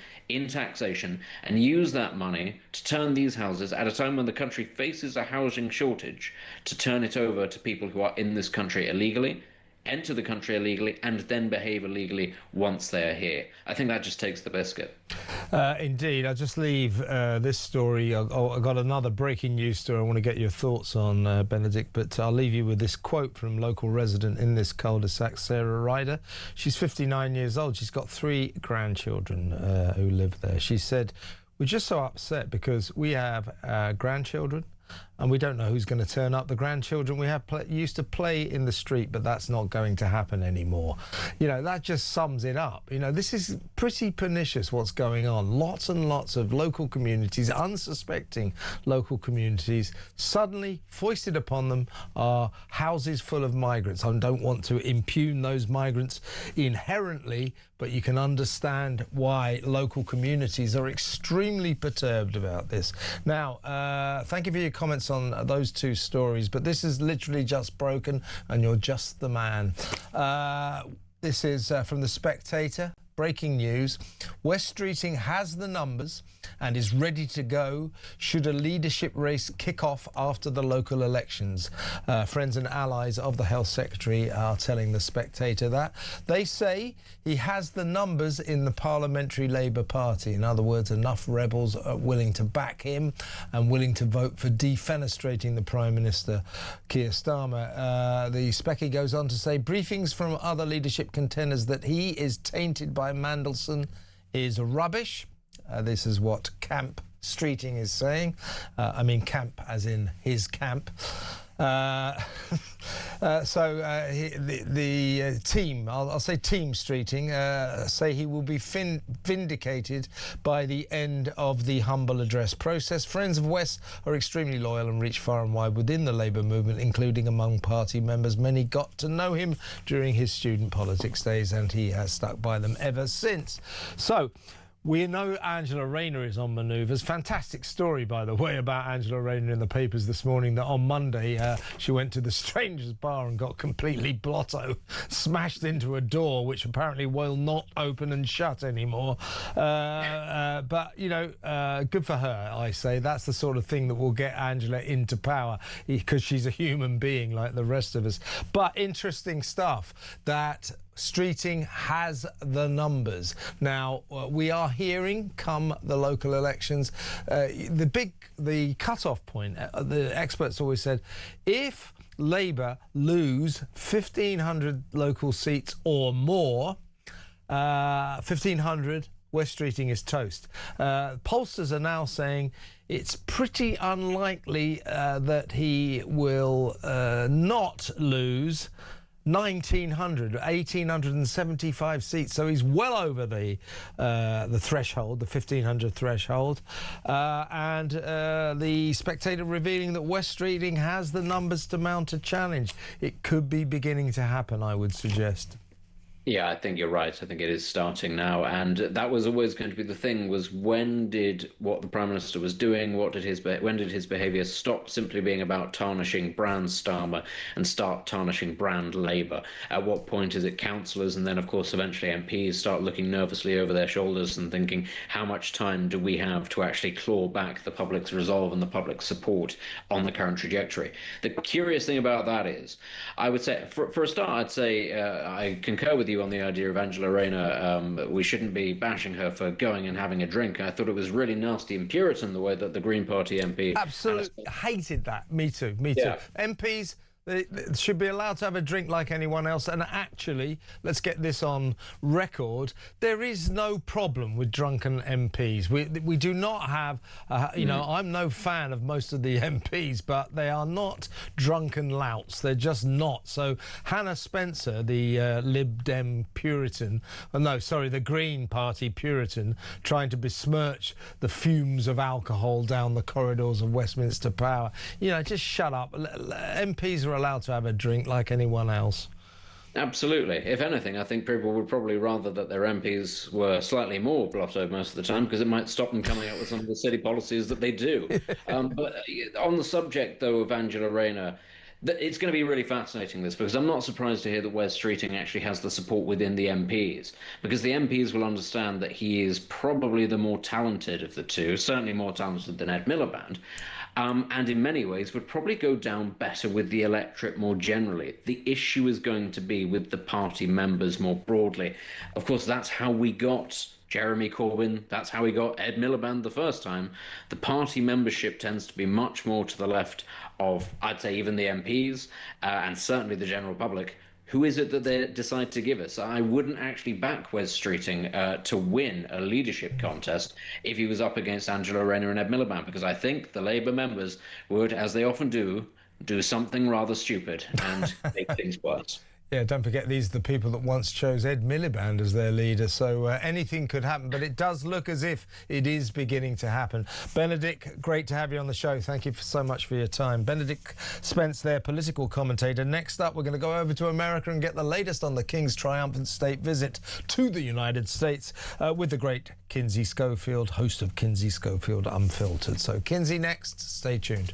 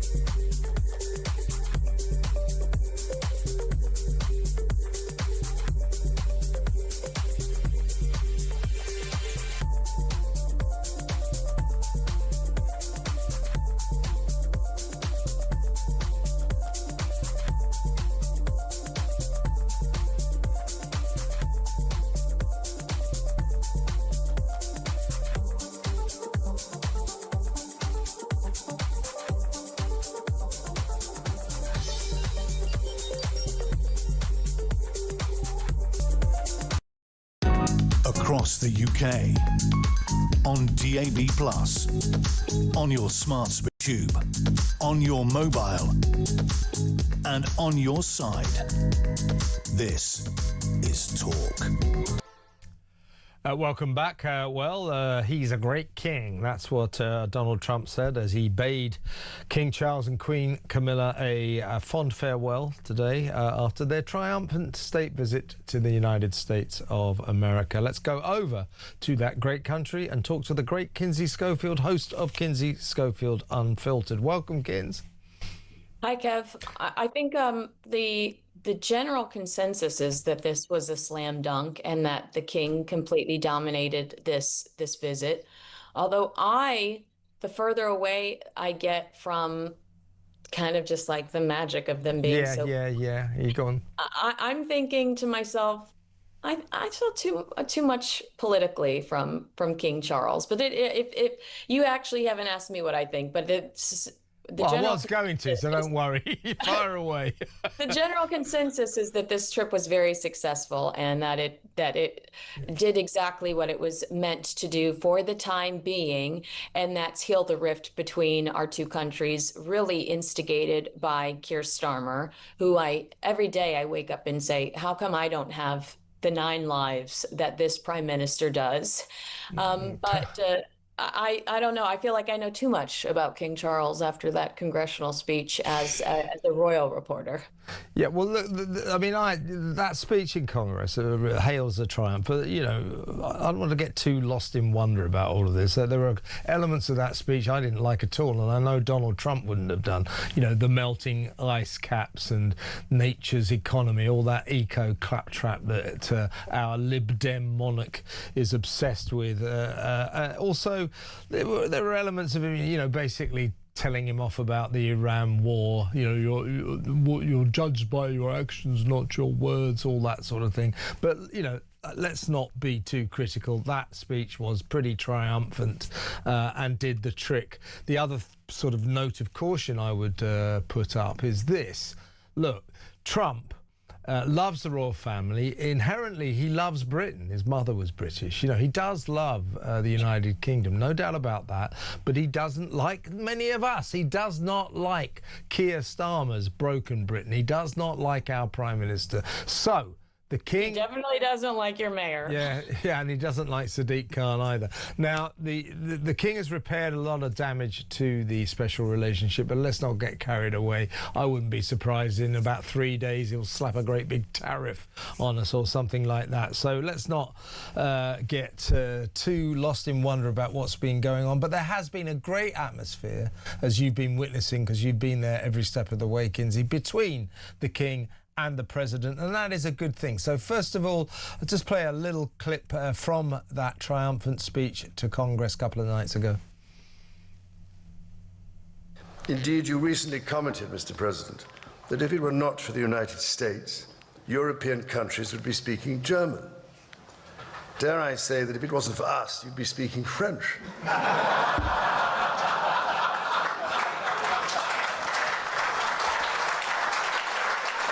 Of course, that wasn't the Congress speech. That was the very jokey speech he made at a subsequent banquet.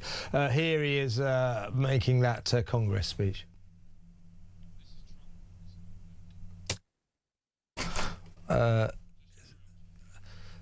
Okay. Well, have we got?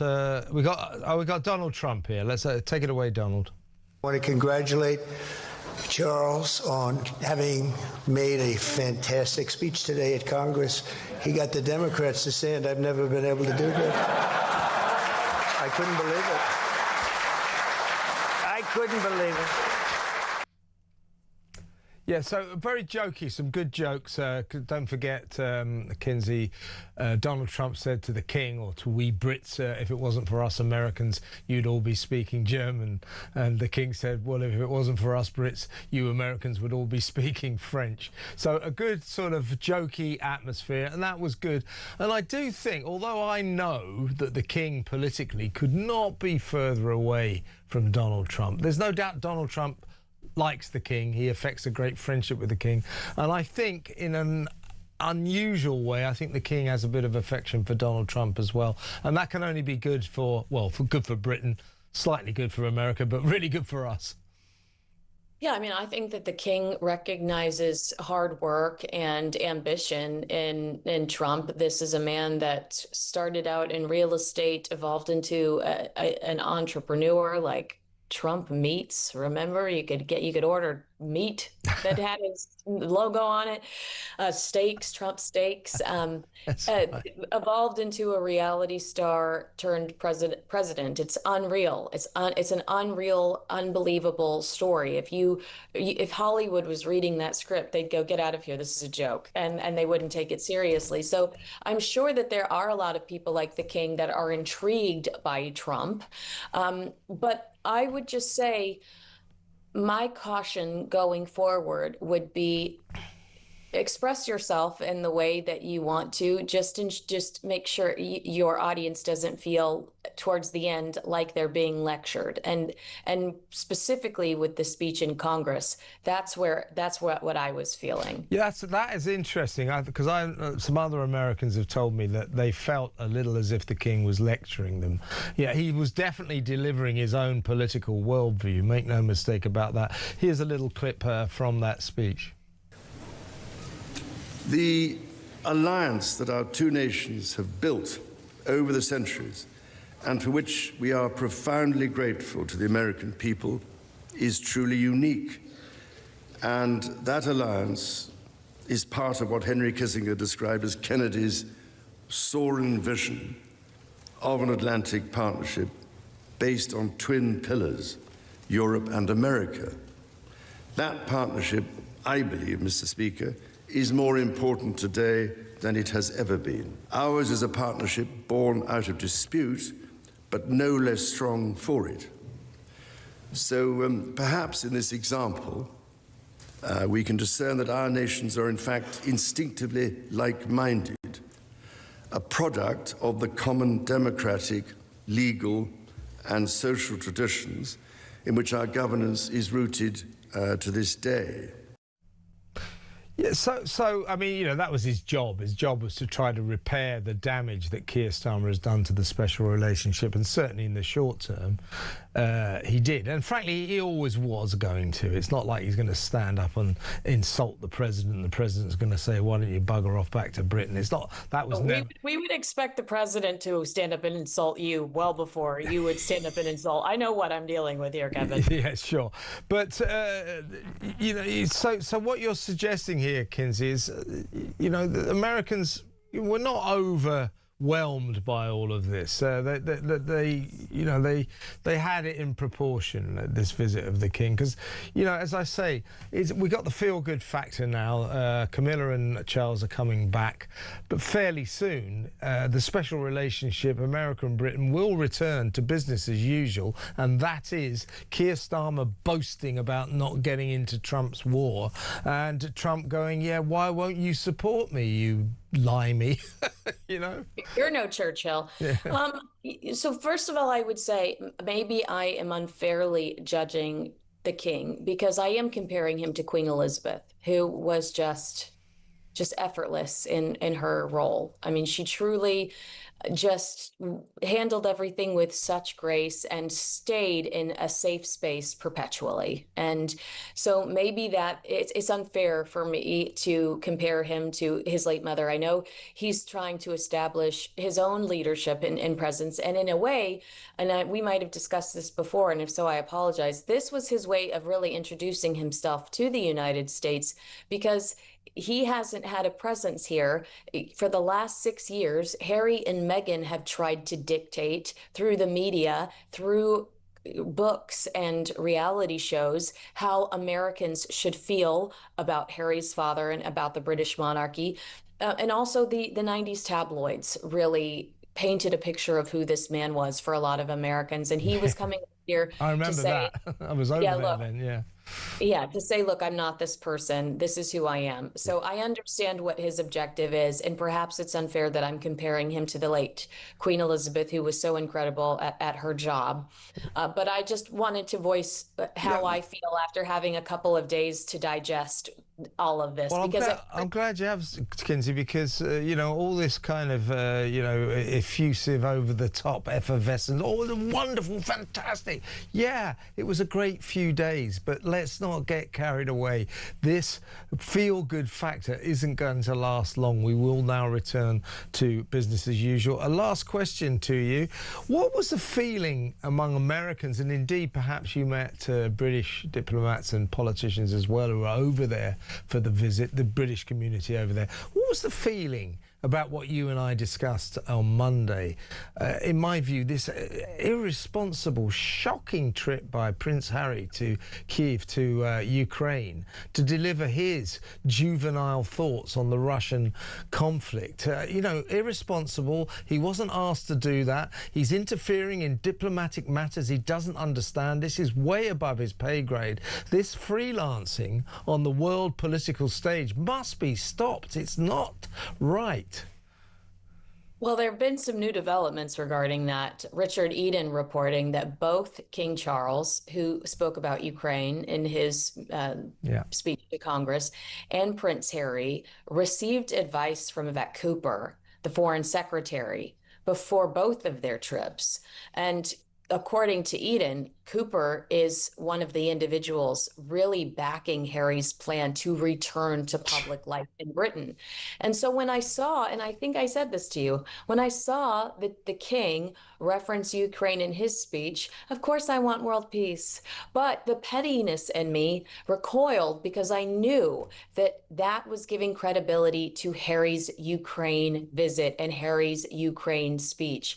And I've been fighting tooth and nail to say Project Thaw is a myth. Project Thaw is a story developed by Team Harry and Meghan to try to make it come to fruition, but there's no legitimacy to it. And now knowing that Yvette Cooper is playing mediator, in my opinion, between King Charles and Prince Harry and giving them counsel in how they should execute their roles as representatives of the UK, I am now fearful that Project Thaw is a reality, and there are forces working behind the scenes to bring Prince Harry back into the fold, which I think is absolutely unacceptable. He is unqualified.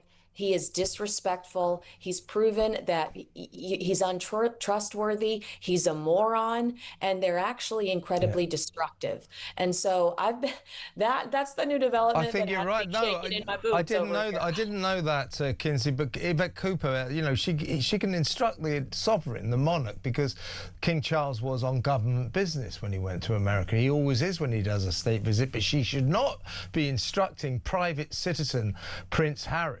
She should not be doing that. That guy has not got the intellectual bandwidth to sound off on the international stage. That is a massive mistake. And I know for a fact that Yvette Cooper is pretty much alone in government circles about sponsoring Prince Harry to return to the world stage. What is he now? He's just some dope smoker in California. Ridiculous. Kinsey, great to speak to you. Speak on Monday. Have a great weekend. Kinsey Schofield there on the King's visit. Let's go straight to break with Sunsport when we come back.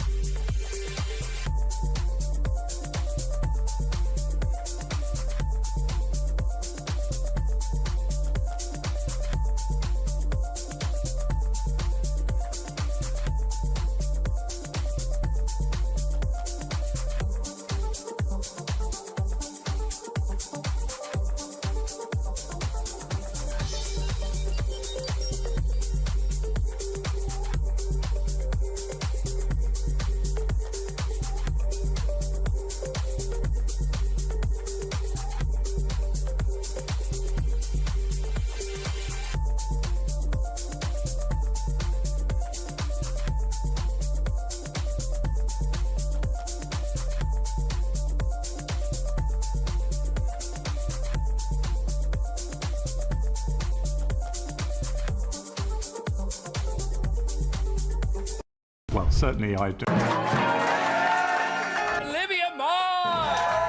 And they sent us a picture that made me feel so ashamed. We look like hoarders. Chris Marshall! Yeah, I'm actually recovering from an accident right now. You've landed loose today, haven't you? Yeah, don't shake the arm, Chris, too much. You're with Danny Boyle, who's like the maddest director ever. He's got so much energy. He's like you.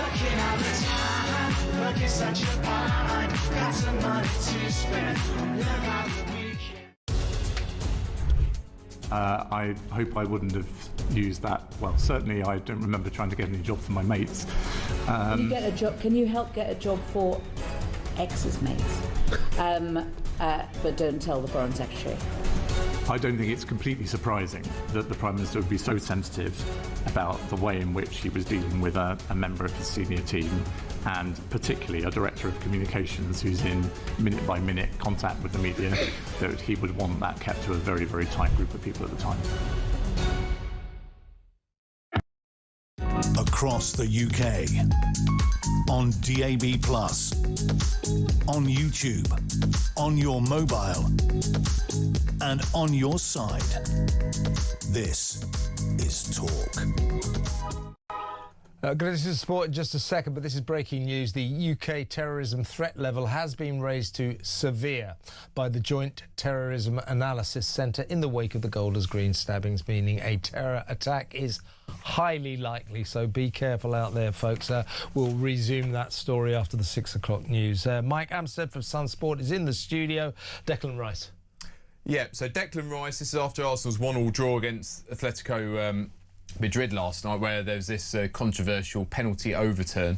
Eze looked like he'd got fouled, penalty ref gave it, then was sent to the screen, overturned it. And they're supposed to only do it if it's clear and obvious error. I'm not sure if it was a clear and obvious error. Rice has come out afterwards and suggested it was the crowd, the hostile crowd, that turned the ref's decision. So UEFA are looking at this. You've got to be very careful in football. Anything that suggests a ref is, corrupt, bent, swayed by things they shouldn't be swayed by, it is poor, frowned upon. He's had a previous ban at West Ham when he came out with a very clear the ref was corrupt when he was at a West Ham game where they had a player sent off at Frankfurt. This one is definitely on the line. But I mean, if UEFA went hard on him and decided that you need to be punished, he could in theory be banned for the semi-final second leg, which would be a massive blow because he was the star man for Arsenal last night. I'd probably say, will you just shut up? Exactly. Look, you might be sitting there thinking it, but there's some things you think and some things you don't say. Don't say it. Yeah. All right, we're going to race through this stuff, Mike. Kobe Mainoo has committed to Man United. Quite a turnaround with Kobe Mainoo. I mean, this is a guy who 6 months ago was out of the picture at Man U. Ruben Amorim didn't fancy him, was considering leaving. Don't forget, he was an England superstar just a couple of years ago. Amorim goes, gets sacked. Carrick comes in as the interim, brings him straight back into the team. He's been brilliant since, as Man United get close to getting the Champions League, and here's a new contract. So good on him, quite the turnaround. What's the thing with Amorim? I mean, he seemed to make mistakes. I hate it when managers have great players on their books and never play them. Usually it's for personal reasons. That's always a mistake in my view. Yeah, he just didn't fancy Kobe Mainoo. I mean, they're not exactly blessed with a load of great centre midfielders. They've got an ageing Casemiro who's been fairly good this season. Ugarte's been pretty useless. He was playing Bruno deeper than he should be. But I mean, Amorim's big problem was he was just wedded to the 3-4-3 formation, which was just would not terrible, change it. Would not budge. Very quickly, lastly, Villa tonight. So a big one, Battle of Britain, Battle of England match. You don't get many of these, but in the semi-final of the Europa League, two-legged affair. It's at City Ground tonight, so that'll be absolutely rocking. Two clubs go and bang for it, and don't forget, you win the Europa League, you get your pass into Champions League, so it's a massive game. Yeah, well, let's hope that, unlike last Saturday when they lost to Fulham, they'll always get Fulham in, that Villa win tonight. There you go, I managed to get it in. Fantastic sports review, brief, short but sweet from Mike Amstead, all in the back pages of Britain's favourite newspaper, The Sun, tomorrow. Now, coming up, I'm going to be talking to Mark Littlewood from Popular Conservatism. We need to talk about that terrorism threat, and the Met Police Chief, Sir Mark Rowley, has written to Zach Polanski in a furious way to criticise the Green leader, who has suggested that police brutality was involved in the arrest of that lunatic in Golders Green yesterday. So lots to talk about after the 6 o'clock news. So don't go anywhere, stay exactly where you are.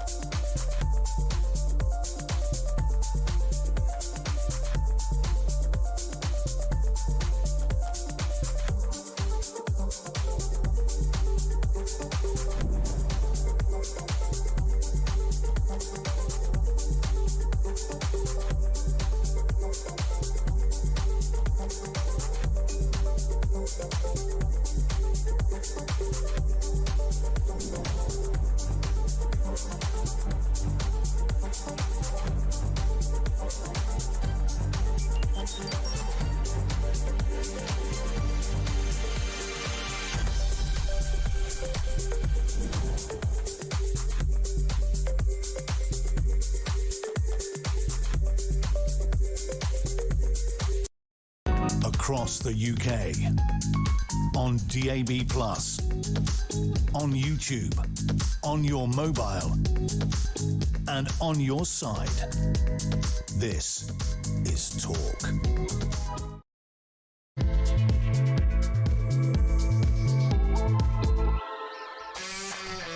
Welcome back. I can't quite believe I'm saying this, but in about 20 minutes we're going to be paying tribute to TV's favourite dog, TV's best-loved dog, Ted, who was the companion of Paul Whitehouse and Bob Mortimer in their smash hit series, BBC series Gone Fishing. Ted has sadly passed away at the age of 13.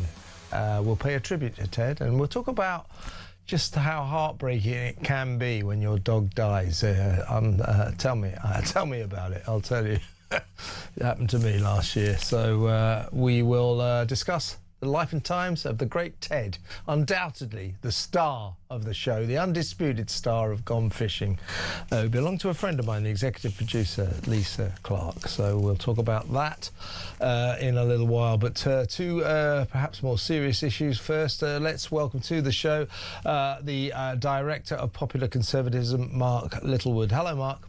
Hi, Kev. Good to be with you. Lots to talk about, but let's cover the breaking news first. The UK terrorism threat level has been raised to severe by the Joint Terrorism Analysis Centre in the wake of the Golders Green stabbings, and that means a terror attack somewhere is very likely very soon.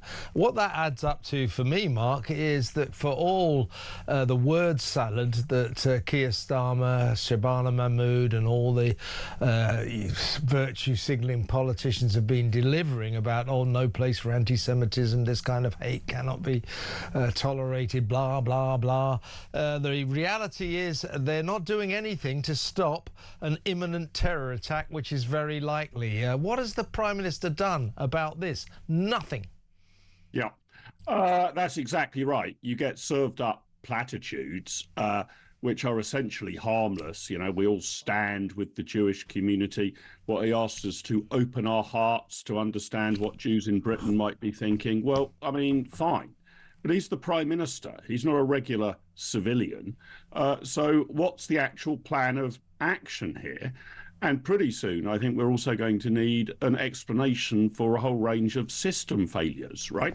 This guy was referred to prevent, so why did he slip through the net there? He's got a record of severe mental illness as well as violence. Yeah, I don't want to go too much into his background. We do know that he had... Okay, my general point then, without the specifics of this case, because we've seen in others, Ruda Cabana, for example. Yeah, no, there are parallels.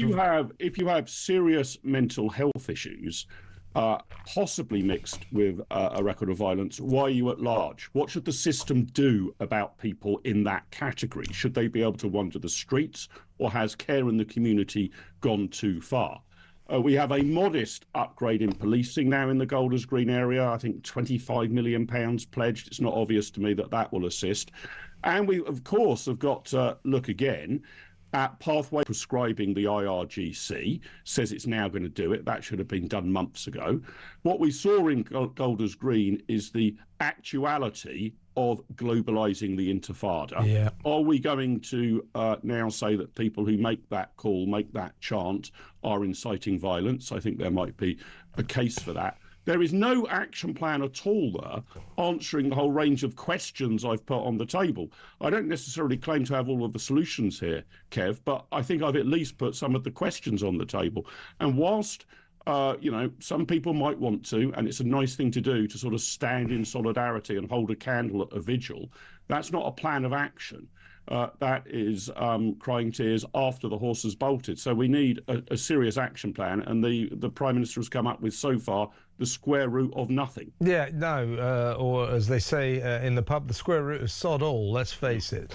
The guy went down there, old Starmer, today. We're just looking at footage of it, and he was roundly booed, all chanting Starmer, Starmer, Jew harmer. They're holding posters saying exactly that, placards emblazoned with Starmer, Starmer, Jew harmer. He is not popular down Golders Green way, I'll tell you that. Now, we've also been playing, Mark, footage of the actual arrest of the suspect yesterday after he stabbed 2 innocent Jewish men near their synagogue, incapacitated by taser. Well, here's the deal. If you're watching this, folks at home, those coppers are incredibly brave, because on the back of this guy, he's got a backpack.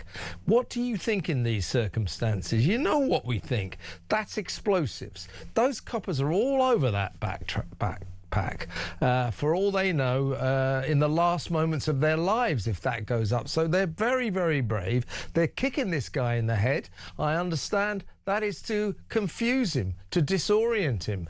You know, Zach Polanski is out of order here. I think he really does need to be pulled into line. But the big news line, Mark, is that Sir Mark Rowley, the police chief, the Met Police Commissioner, Chief Commissioner, has written to Zach Polanski saying, "Dear Zach, I was disappointed to have seen your recent post on X amplifying a post that Met officers were repeatedly and violently kicking a mentally ill man in the head when he was already incapacitated by a taser." He goes on to say, "I am disappointed because it is this kind of inaccurate and informed commentary, ill-informed commentary, with its associated casual disregard for the incredibly challenging and dangerous work police officers do to protect the public, that is contributing to the rising tensions we are seeing in society and undermines officer confidence to act." So Zach Polanski, you know, I mean, sadly, it's sort of expected, but he's way out of line here, criticising those very brave coppers who, yes, used very stringent tactics to arrest this guy, to bring him under control, but they were protecting the local community, and that could have been a massive bomb for all they knew. Yeah. Unlike Mark Rowley, I'm not disappointed in Zach Polanski. Disappointed, I think, Kev, was the term he used. I'm utterly horrified. I mean, Polanski reposted a tweet, so it was not his own words, so Rowley is right that this was an amplification of a criticism of the police's conduct. I have seen the footage. I've watched that footage several times to try and understand what was going on. But, I mean, it seems to me, not over America or perhaps a range of other Western countries, he very likely would have been shot dead. Very few countries. In very few countries would this guy have survived. He would have been shot dead. The other point to make here, obviously, Mark, is if he has suffered mental health issues, how the hell are the coppers supposed to know that? Yes, quite. Yes. I mean, the idea...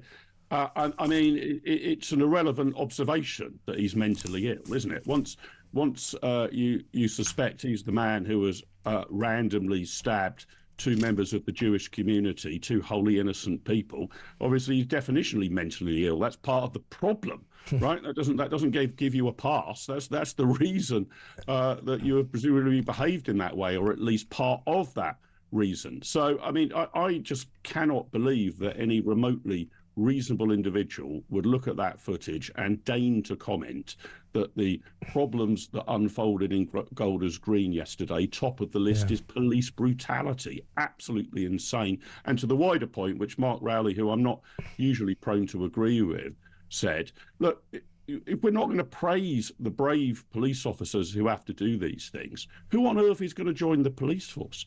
If we're going to tell police officers that they are going to be subject to public criticism, and I suppose in Zach Polanski's mind, potential disciplinary action if they behave like this, how on earth do we ever take down an assailant? So I think that what Polanski has amplified here, it's important to say he didn't say it, he reposted this observation, is unbelievably dangerous, not merely disappointing. He's immature, he's irresponsible, he has no pace on the prominent political platforms. He really does not. He's got to go. This is getting ridiculous. He's a child. He's a man-child. And I don't know how much longer we're supposed to put up with. And Kev, I would add to this that I still think some people think, because of its history, that the Green Party is a kind of hug a tree, save the pan. Yeah, they've forgotten about all that, haven't they? That has been ditched. This is now, I think, a pretty dangerous party. And we don't, you know, although it's sometimes fun to ridicule them, it's vital that we call them out. They in my view, present a serious danger to the future of the United Kingdom. Yeah, indeed. They call them the Melon Party, don't they? Green on the outside, red on the inside. Although they don't seem to talk about environmental issues at all these days, just extreme communist issues. Let's talk a little bit about our Prime Minister. As I say, the crowd there today in Golders Green, Starmer, Jew, Harmer. It took him a long time to get down to Golders Green. Kemi Badenoch, to her credit, and Chris Philp, the shadow Home Secretary, were down there within almost minutes, certainly within an hour. They were down there talking to the community. I think Nigel Farage went this morning, so other politicians got their rears into action and they got down there. He finally got there, old Starmer, around about lunchtime, to a very hostile reception. The community there, as I keep telling the audience, I live very close to them, I know these people, they are frightened and furious. But what was our Prime Minister? Let's talk about this man. He hears yesterday morning, he hears that two Jewish men have been stabbed by a knife-wielding maniac in an obvious, horrific anti-Semitic attack. What does he do? What does he do? This sums up this grey little man, our grey little Prime Minister. This is what he did. He called a meeting. You know, so the Prime Minister's called a Cobra meeting. That's just a meeting. Cobra is just a room. Why didn't he just get in a car and go to Golders Green? What on earth goes through this guy's mind? Yeah. He has no emotional intelligence whatsoever, does he? No, and Kev, look, it's even worse than you say, because we saw what the Prime Minister said to the country after that Cobra meeting.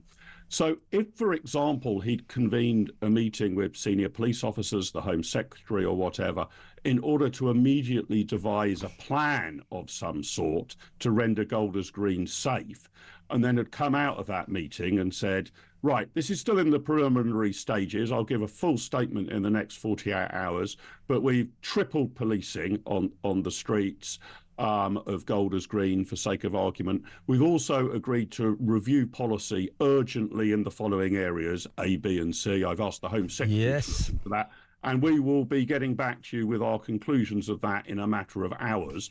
Well, I would have had some sympathy. The meeting might then have been productive. What he came out and said was that he wanted to be frank. And his frankness was that this wasn't the first attack against the Jewish community. Well, yeah, I think the people of Golders Green know that. They've had three in the last month. Yeah, that's what passes for frankness and honesty, as far as the Prime Minister is concerned. He then went on to say, and I'm conscious that anxiety is high and it will be even higher as a result of this attack. Well, again, obviously. And then he concluded by saying, but I want to tell you that I am very much in touch with the local community. So those appear to be the outcomes of this meeting. Absolutely ridiculous. Now, on him going, look, I think it is important that political leaders, you know... Yeah, I agree with that. He just should have gone faster. He should have gone a lot faster. Should have gone faster, yeah. But almost, rather than me applauding, I don't know, Kemi Badenoch for getting there faster or Nigel Farage for going as well, I do think that in addition to leading politicians going along and meeting the community, what the Golders Green community, what the wider nation want to hear is, what is the action plan? Yeah. What policies are actually going to change? And you don't necessarily need to announce those on the streets of Golders Green. In fact, some people more cynical than myself, Kev, might say it's almost a photo op to go there, to kind of emote your sympathies. I'm not criticising it. I'm just saying that of itself is woefully insufficient. What I want to hear from the leaders of all the political parties is, what are you going to do about it in concrete terms, practically, immediately, with regard to perhaps policing practices? I gather Golders Green, I've only been there a couple of times in my life, but it's only 2 square kilometres, am I right? Yeah, it's a smallish place. Yeah, so I live very close to there, and it's a really nice high street, actually. It's got a lot of independent shops and cafes and restaurants that you don't get in that many high streets. Not too many of those chains we see all over the country. It has obviously a lot of Jewish businesses, a lot of Jewish food emporiums, but also from a lot of Middle East places, Far East, Oriental. It's a really cosmopolitan little high street with a really close-knit community, many of whom I know quite well. So I'm feeling this quite personally.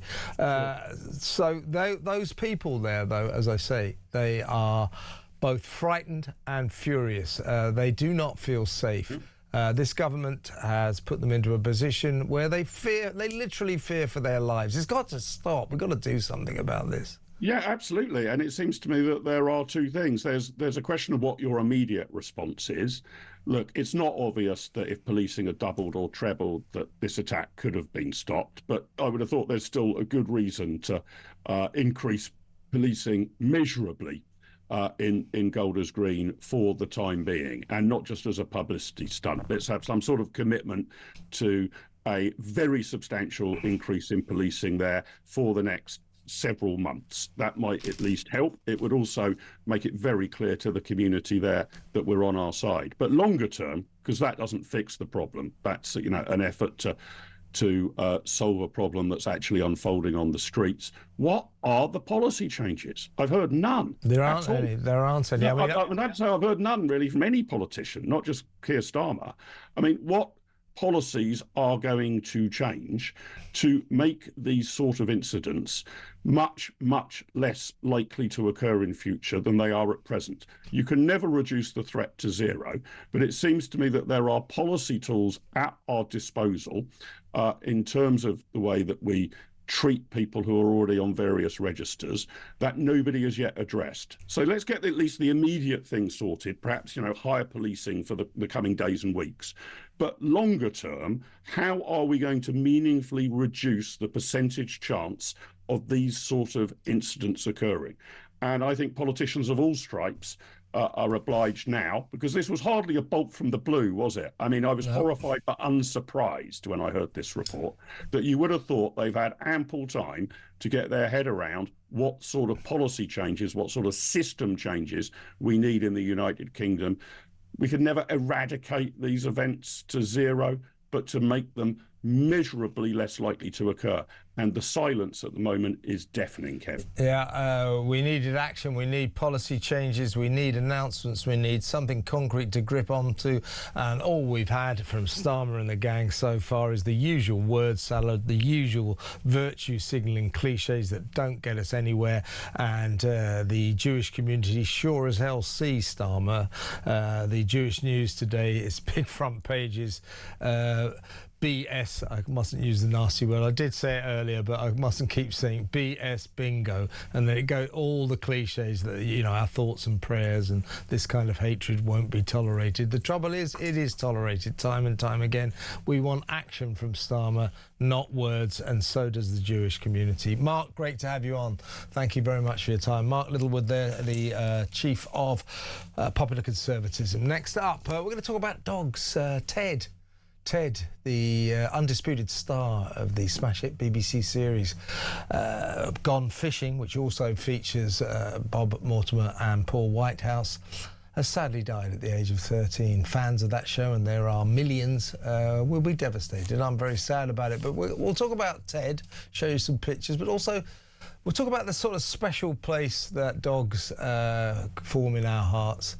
It's like a death in the family when they go. I know this. It happened to me only a few months ago. We'll talk about that next. Stay tuned.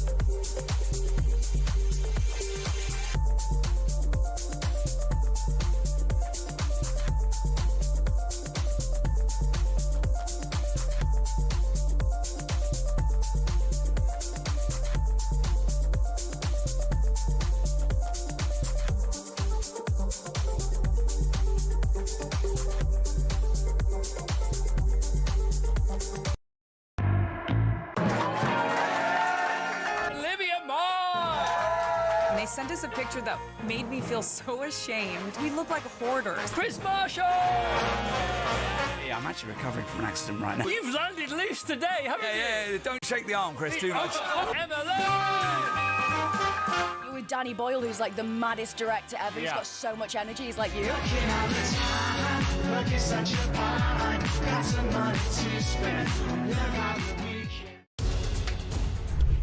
I hope I wouldn't have used that. Well, certainly I don't remember trying to get any job for my mates. Can you get a job? Can you help get a job for ex's mates? But don't tell the Foreign Secretary. I don't think it's completely surprising that the Prime Minister would be so sensitive about the way in which he was dealing with a member of his senior team, and particularly a Director of Communications who's in minute-by-minute contact with the media, that he would want that kept to a very, very tight group of people at the time. Across the UK, on DAB+, on YouTube, on your mobile, and on your side. This is Talk. What did I tell you, folks? The King's state visit to America. Feel good. Oh, he's repaired the special relationship. Fantastic work by the King. It was a great trip. I'm not sort of having a go at the King, but I knew it, that as soon as he leaves, he's leaving as we speak with Queen Camilla, that Donald Trump will be back to business as usual in terms of the special relationship that Keir Starmer has completely ruined. This is what Donald Trump told Sky News as the King and the Queen departed that great country, the United States of America. He said he said he does not know whether the state visit by King Charles will help improve his relationship with Prime Minister Keir Starmer. I can't give you an answer to that, he said. I can tell you one thing. Our relationship is very good, but you know that's another individual. He's talking about the King, of course. We'll find out. I like Keir Starmer very much, but I think he's made a tragic mistake on immigration and a tragic mistake on energy. Trust me, folks. The King, it was a nice feel-good factor, a nice little interlude, but it's back to business as usual. Keir Starmer has ruined the special relationship, and he still has. Thank you very much, Prime Minister. Let's go over to my next guest. She is Anna Webb. She's the host of A Dog's Life podcast, and she's an expert on dog behaviour. Welcome, Anna. Hi, Kevin. Thanks for inviting me on. Thanks for coming on. A very sad day. TV's best-loved dog, Ted. There he is, has died at the age of 13. He was the undisputed star of Gone Fishing, the smash hit BBC series starring, or co-starring, I should say, Paul Whitehouse and Bob Mortimer. He actually belonged to the executive producer, who's an old friend of mine, Lisa Clark. He was a rehomed dog, a stray that she gave a loving home to, and he became a superstar. He was an interesting looking dog, who just got a bit of an underbite, if you know what I mean. But Paul and Bob loved him. He was great to look at, but he's 13 years old. R.I.P. Ted. But what I wanted to ask you is, you know, I've had to put down, you know, several dogs now. And last November, my little dog, Chaz, my little Cocker Spaniel, we had to say goodbye to.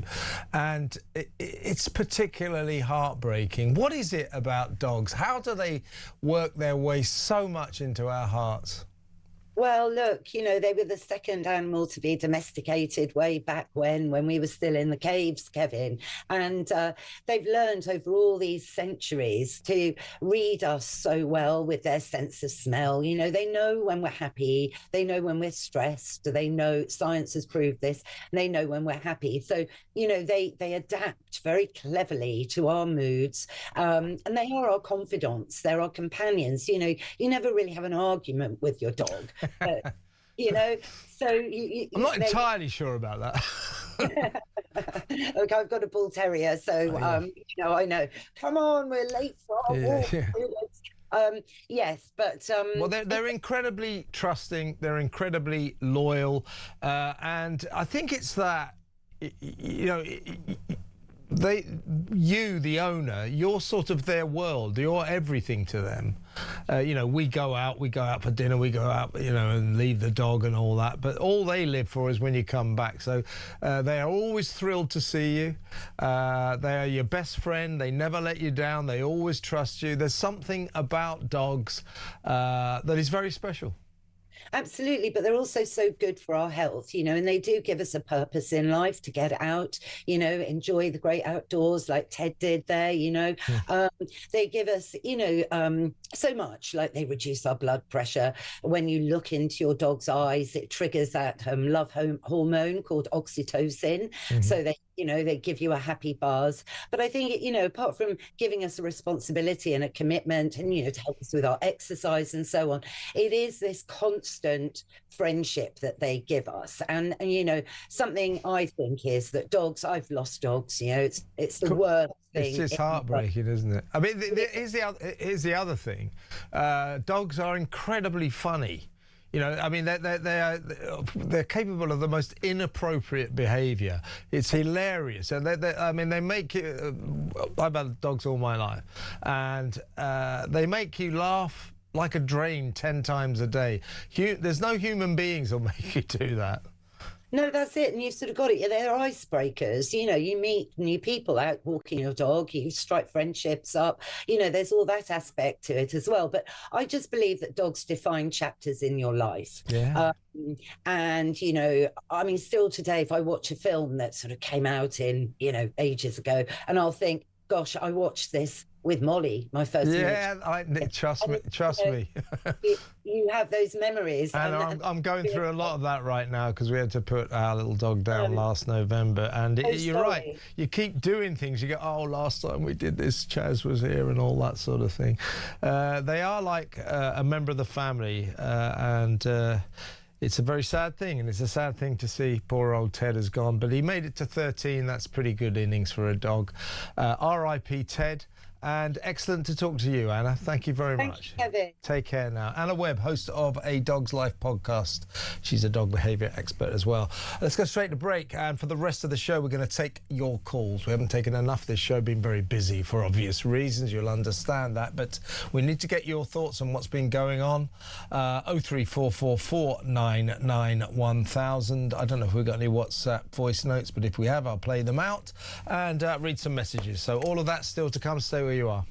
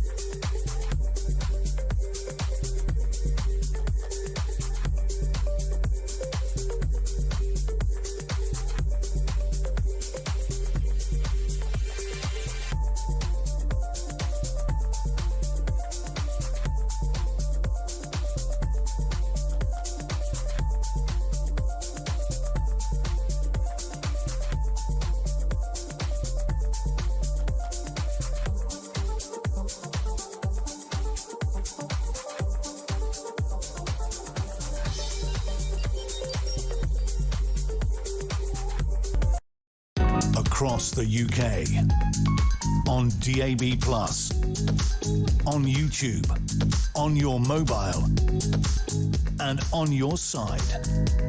This is Talk. Welcome back. Take your calls in just a second, all the way to 7 o'clock. 03444991000. This is from Natasha. talking about the arrest and the police methods. Having watched the video, Kev, of the police and passers-by properly bringing the alleged perpetrator down in Golders Green, they all deserve a medal. How brave these men are. Thank God we still have some people prepared to do this. I really hope they are not suspended as the police seem to do when when coppers do their jobs properly. Natasha, I don't think they will be, because Sir Mark Rowley has come to their defence, and as I say, really brave, because for all the world it looked like he had a bomb on his back. I think he did that deliberately. So they're all over him. That could have exploded. So very brave, very brave. Let's not in any way chasten those coppers. And Zach Polanski, you hang your head in shame for doing that. This is John in Blackpool. If the threat level has been raised to severe, we need to know what steps are being put into force. Yes, John, very good point. Also, well, severe means that another attack is very likely, which isn't good at all. Surely the government could be taking steps to make sure another attack is not extremely likely, but they're not. They're just spewing word salad, virtue signalling. Oh, no place for hatred. Anti-Semitism is wrong. Blah, blah, blah. This is Mark in Selby. Do you think that never being able to do a walkabout among friendly, happy and respectful members of the public is something that pains Keir? I do hope so. That's Mark. He can't walk among the public because he's so widely hated, reviled. Voice notes, here's Dale on the police. I just want to highlight on your point now about these two brave officers who dealt with this disgusting creature. They were immensely brave. They should not be ridiculed for the actions that they took. Not only was the suspect not incapacitated because he still had grip of a knife, it looked like he had a backpack on. They don't know what's in that backpack. Do they have X-ray vision? I'm sorry, but they took the right and appropriate action as unarmed police officers to reduce the risk to the wider public and themselves. Fair play to them in my eyes. What I would also like to do is just very, very quickly highlight the Jewish paramedics who tended to this creature. They went above and beyond. Fair play to them. Well done, Dale. Very good voice note. And all this criticism, the tweet that Zach Polanski liked and shared said, how dare they kick a man with mental health issues in the head? How dare they do that? It's like, hang on a second, how do they know he's got mental health issues? I don't think they've spoken to him. Do you know what I mean? Ridiculous. Absolutely ridiculous. Let's go to the phones. Let's talk to Keith in Finchley. Hello, Keith. You're not too far from Golders Green. What are your thoughts? Not too far at all, Kevin. Kevin, look, I've got a number of different thoughts. I mean, as you know, I've been on your programme in an official format, as an official spokesman for the Israel Solidarity Movement. That's right. Oh, yeah, of course. There's a few things that I would say. Now, I genuinely believe there was a problem within the Islamic community. Mehdi Hassan, the far left wing, and someone who I believe is an anti-Semite, has said, and Douglas Murray has seconded it. He said that anti-Semitism is a guilty little secret in Muslim homes. Well, that's not a very good start, is it? You have the Islamic Centre in Maida Vale, which you'll know, just on the periphery. Yeah, I know that. Yeah. They've had a vigil for the Ayatollah Khomeini. Do you know tonight, Keith, Gideon Falter, the chief executive of the campaign against anti-Semitism, was telling me earlier in the show that the Jewish community, his organisation, have organised a protest outside Downing Street tonight, and they had to sort of vie with a pro-Palestine mob who wanted to stage their demonstration outside Downing Street. In fairness to the police, they said to the pro-Palestinian mob, well, look, no, the Jewish people got here first. You can't do it here. But, it just shows this pro-Palestinian culture we have, for them to want to stage some kind of demo tonight after what happened in Golders Green yesterday. It just shows that what they want to do is to sort of double down on anti-Semitism and to say, hey, we're still here, never mind that stabbing, pro-Palestine, free Palestine. Do you see what that, in my view, that's anti-Semitism? I completely agree. I mean, look, there is a very strange bedfellow, which is the far left and the Islamic community, or certainly large swathes of the Islamic community. And what they seem to have kind of taken hold of, this narrative that, and actually you look at it the way Russell Brand spoke to Piers Morgan recently, this controlling elite. And they see, for example, the Jewish community and Israel as almost, a capitalist society, and one that they detest because they see capitalism as the enemy. And I can tell you, I've been down to central London when they've had these hate marches. Yes, so have I. In front of Selfridges, you've got this big stand, Socialist Worker. It's all Socialist Worker. All the placards are sponsored by Socialist Worker. Where they get the money from, I don't know. But yet, what I'm trying to say is that there is this very unlikely bedfellow, and they detest capitalism. Well, and they detest freedom. Well, far left politics is closely associated with anti-Semitism. Look at Jeremy Corbyn's problems with the Labour Party when he was the leader of that group. I mean, anti-Semitism was a massive problem. And by the way, Keith, while you're on, I believe that one of the main reasons that this government does not get a grip, has not got a grip, and has not tackled anti-Semitism, has not taken steps to stamp it out, is because, frankly, its heart isn't really in it. It's too interested in the Muslim vote to be nice to Jews. I completely agree with you, Kevin. And one thing I genuinely believe this, and people have laughed at me when I've said this, within years to come, I believe there'll be civil war in this country. I think sectarian violence will become a very, very common.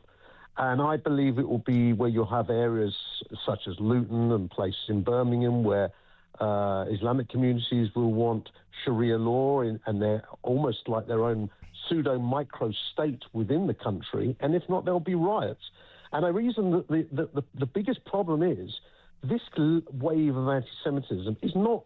It is at first against the Jewish community, but it's actually against our own. It's against decent Britain. Britain used to be the serious enemy of anti-Semitism. We are the country that went to war with the worst anti-Semites in the history of humanity, and we are the country that offered safe haven to all the poor Jews who had to flee for their lives out of Nazi Germany. What has happened to us since then? We are now going through, in my view, something similar to what happened in Germany under the Nazis in the 1930s. I cannot believe it. It is horrifying. Keith, great call. I've got to move on, though, but thank you for an excellent call. Keep in touch. Keith in Finchley there. Let's talk to John in Newcastle. Hello, John. Hello. Just as these events have taken place, it reminds me of what I believe of this country, even when the Conservatives were in. Law, order and justice is absolutely pathetic. If the decades that's gone by, I've seen a deterioration in this country time and time again, and I think it's really pathetic. They just haven't got a grip of things in this country. These marches that have went on, it has nothing to do with this country as such. It's because of other countries being at war, and we're getting the backwash. Yeah, that's an interesting point. But I mean, I think the problem with these marches, I keep saying this because, I do believe in the right to protest, even if I don't agree with the protesters. I don't technically want these marches, these pro-Palestinian marches, banned. But because the police refuse to police them properly, because they allow these crowds, or they allow these pro-Palestine marches to turn into Jew hate marches, which is what they largely are, with placards, jihad, from the river to the sea, death to the IDF. Because the police just stand by and allow these people to break our hate laws like that, then if the police are going to allow this anti-Semitism and this law breaking, then let's cut to the chase, let's just ban the marches. Yes, I quite agree with that. It was never as bad as what it is now. I believe it's just shocking this country the way it's going on. I know. I'll tell you what, John. I think it's getting really, really worrying. I think the fabric of Britain is falling apart at the seams, and we have an incompetent government that's like a fox caught in the headlights. It just does not know what to do. It doesn't have the ability to do anything. It needs to do something right now. What has it done since yesterday? Oh, I know. Absolutely nothing. It is pathetic. You're right. John, I've got to move on, but thank you for an excellent call. John in Newcastle there. Let's go to break. When I come back, more calls. Don't forget Peter Cardwell will be in shortly before 7 to let you know what he's got on his show from 7 o'clock until 10 p.m. But in the meantime, more calls from you. 0344 499 1000. Let's talk. It's good to talk on Talk.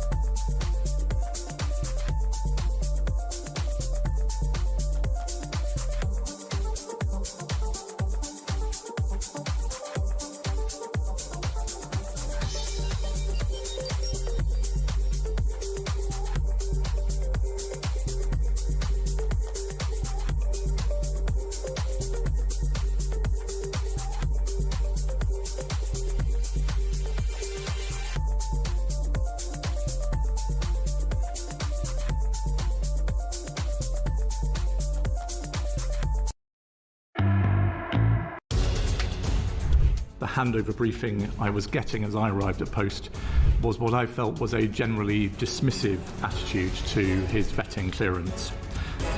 The focus was on getting Mandelson out to Washington quickly. Despite this atmosphere, an atmosphere of pressure, the department completed developed vetting to the normal high standard. Because the vetting process is not there to determine fitness for office or reputational risk, it's there to protect national security. Across the UK, on DAB+, on YouTube, on your mobile, and on your side. This is Talk. Welcome back. Voice note from Pete on Keir Starmer. There's absolutely no passion, is there, with Keir Starmer? Stood on that podium there, saying this will not be tolerated, all that. I think you're right with your language there, mate. It is BS. And isn't his wife Jewish? He should be all over this, because his wife are at risk in a country he's Prime Minister for. Absolutely outrageous, mate. It's a really good point, Pete. It's no passion. He should be riled up about what's happened. Instead, it's like, no place for hatred on our streets. I have had a meeting. So sort of boring about it all. He needs to, he doesn't seem to feel things. And interesting what Pete said about his Jewish wife. Lady Victoria, or Victoria Spunger as she's known. They call her Queen Vic, as in the pub in EastEnders. That's what they call her at number 10 Downing Street. But word is that Victoria and her family not at all happy with Keir Starmer about, shall we say, his anti-Israel policies, you know, recognising Palestine and all that. By the way, recognising Palestine is probably at the root of all of this kind of thing. It empowers all these pro-Palestinian Jew-hating marchers. It empowers anti-Semitism, so he needs to think about this. Here's Amanda, a quick text. Come on, Starmer. Why not grow a backbone and take the knee? Show us Jewish lives matter. I won't hold my breath, says Amanda in London. Dorian says, no, this is Taff in Dover. I used to live in Dover. Afternoon, Kev. Why does Angela Rayner get protection? She does, by the way, security protection, but Farage doesn't. Farage gets a very low level of funding for security, so low that he's had to fund it himself. He's been given a donation to cover that. But Angela Rayner has still got her ministerial car, which is a nice BMW four-wheeler, and she gets protection. What is that about? She's a backbencher. But Dorian says, why does Angela Rayner get protection but Farage doesn't? One is a backbencher and the other is the leader of a prominent poll-leading party. Taff in Dover. Very good point, Taff. Let's go back to the phones. Let's talk to Caroline in London. Hi, Caroline. Oh, hi, Kevin. Thanks for taking my call. Great to speak to you again. I've got quite a couple of points. Go for it. I don't want to repeat a lot of what's been said the last 2 days. Mm-hmm. The first thing is, when we have a government, because we don't actually have a government in my eyes anymore. This is not a government. We're not. It's a collection of ineffectual people, isn't exactly. it? Unless they call out what it is, and we all know what it is. Number one, nothing's going to change. Over 85% of terrorist plots in this country in the last 20 years have all been from Islamic extremists, number one. Number two, we've got a very big problem with schools and universities and the mainstream media and obviously the left. And that needs to be tackled from the grassroots. So when you say you don't want to ban the marches, this I absolutely disagree with now, because there's consequences, and also more people are going to these marches and listening, and it's kind of like the in thing to do. Well, it's the what the marches actually are that concerns me. I mean, I don't want to ban these marches in principle, because I don't want to go around calling for the banning of all protests that I don't agree with. Of course, I don't agree with the pro-Palestine Jew haters that snake through our cities every weekend. Of course, I don't agree with them. I just agree with their right to stage their protests, but they have to be conducted within the law, and they're not. No, these people are breaking the hate laws, they're breaking the anti-racism laws left, right and centre, and the police just stand there and watch and say, oh, well, it's all about containment. Well, no. If they break the law, arrest them.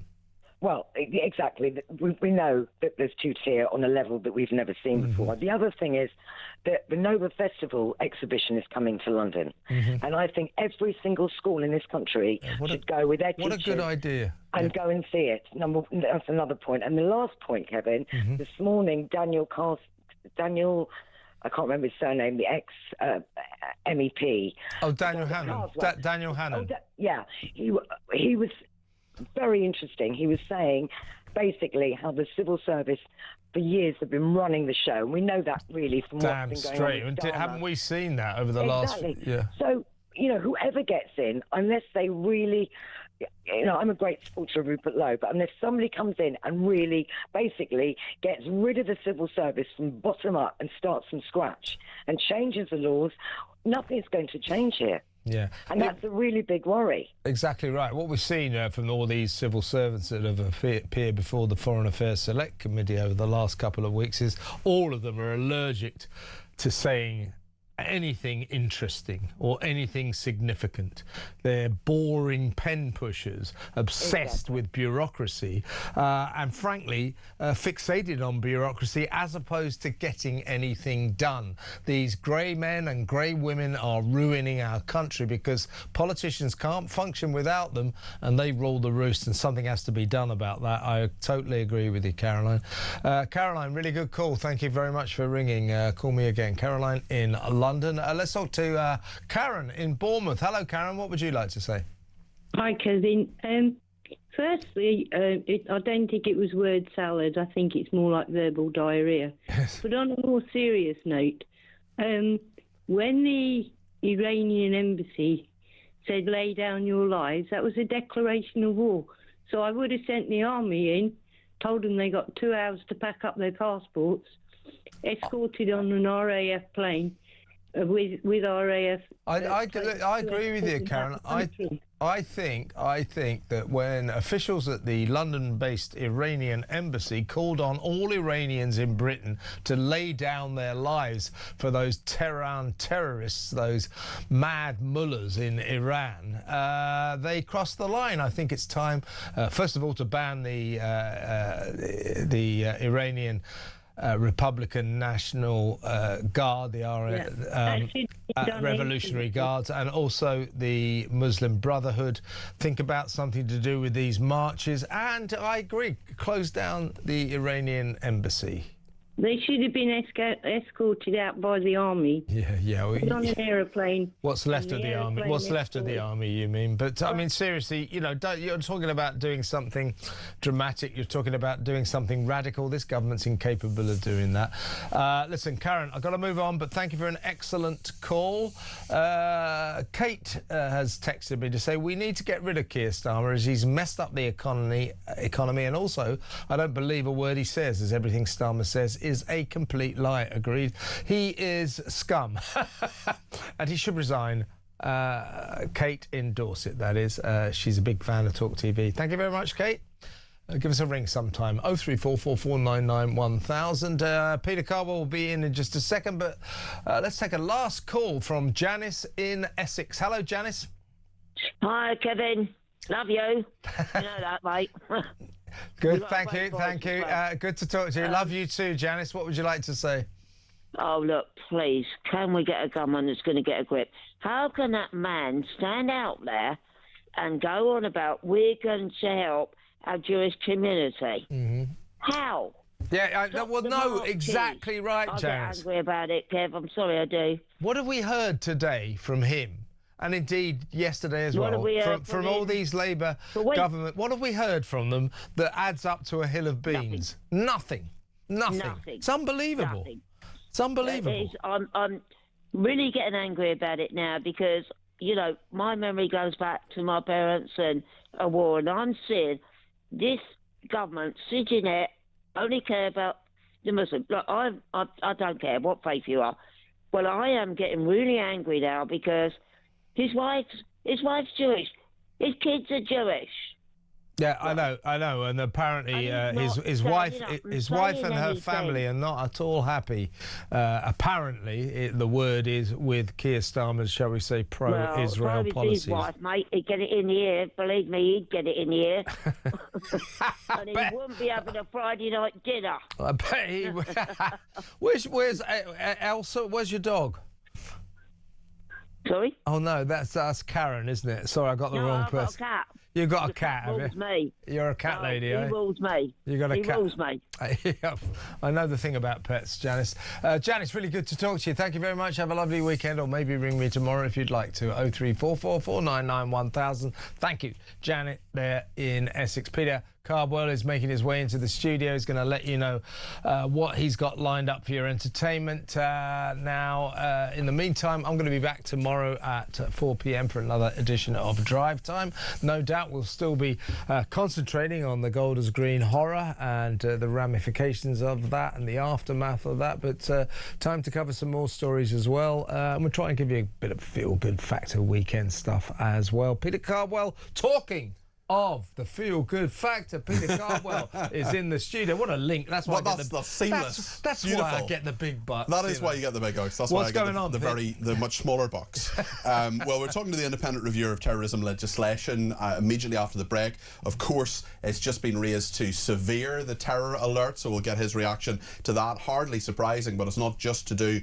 with what happened in Golders Green yesterday. We'll also be talking about Essa Suleiman. We've got some information on him as well. The actual suspect, yeah. The suspect, yeah. He's 45 years old, as we know, he's Somalian, but now a British national. And he was a security guard at a school, believe it or not. So we'll be talking about that. Candace Holdsworth and Leo Watson on the debate desk. Loads to discuss today, including what Trump has said about the king. That's just emerged in the last little while. We have an imam on a bit later on about Golders Green and what the Muslim community can do to actually stop this horrendous anti-Semitism. We'll also speak to Janet Murray, a journalist and choir leader who was stopped from singing at the London Marathon because she believes women are women and men are men. Also, why... a bit controversial. I know, it's crazy. Serves her right. Yeah. We'll also talk about the British high streets breeding crime too. Loads to discuss. We'll be live at the Golders Green Women's Walk of Solidarity a bit later on in the programme too. Loads to discuss. Well, I'll make my way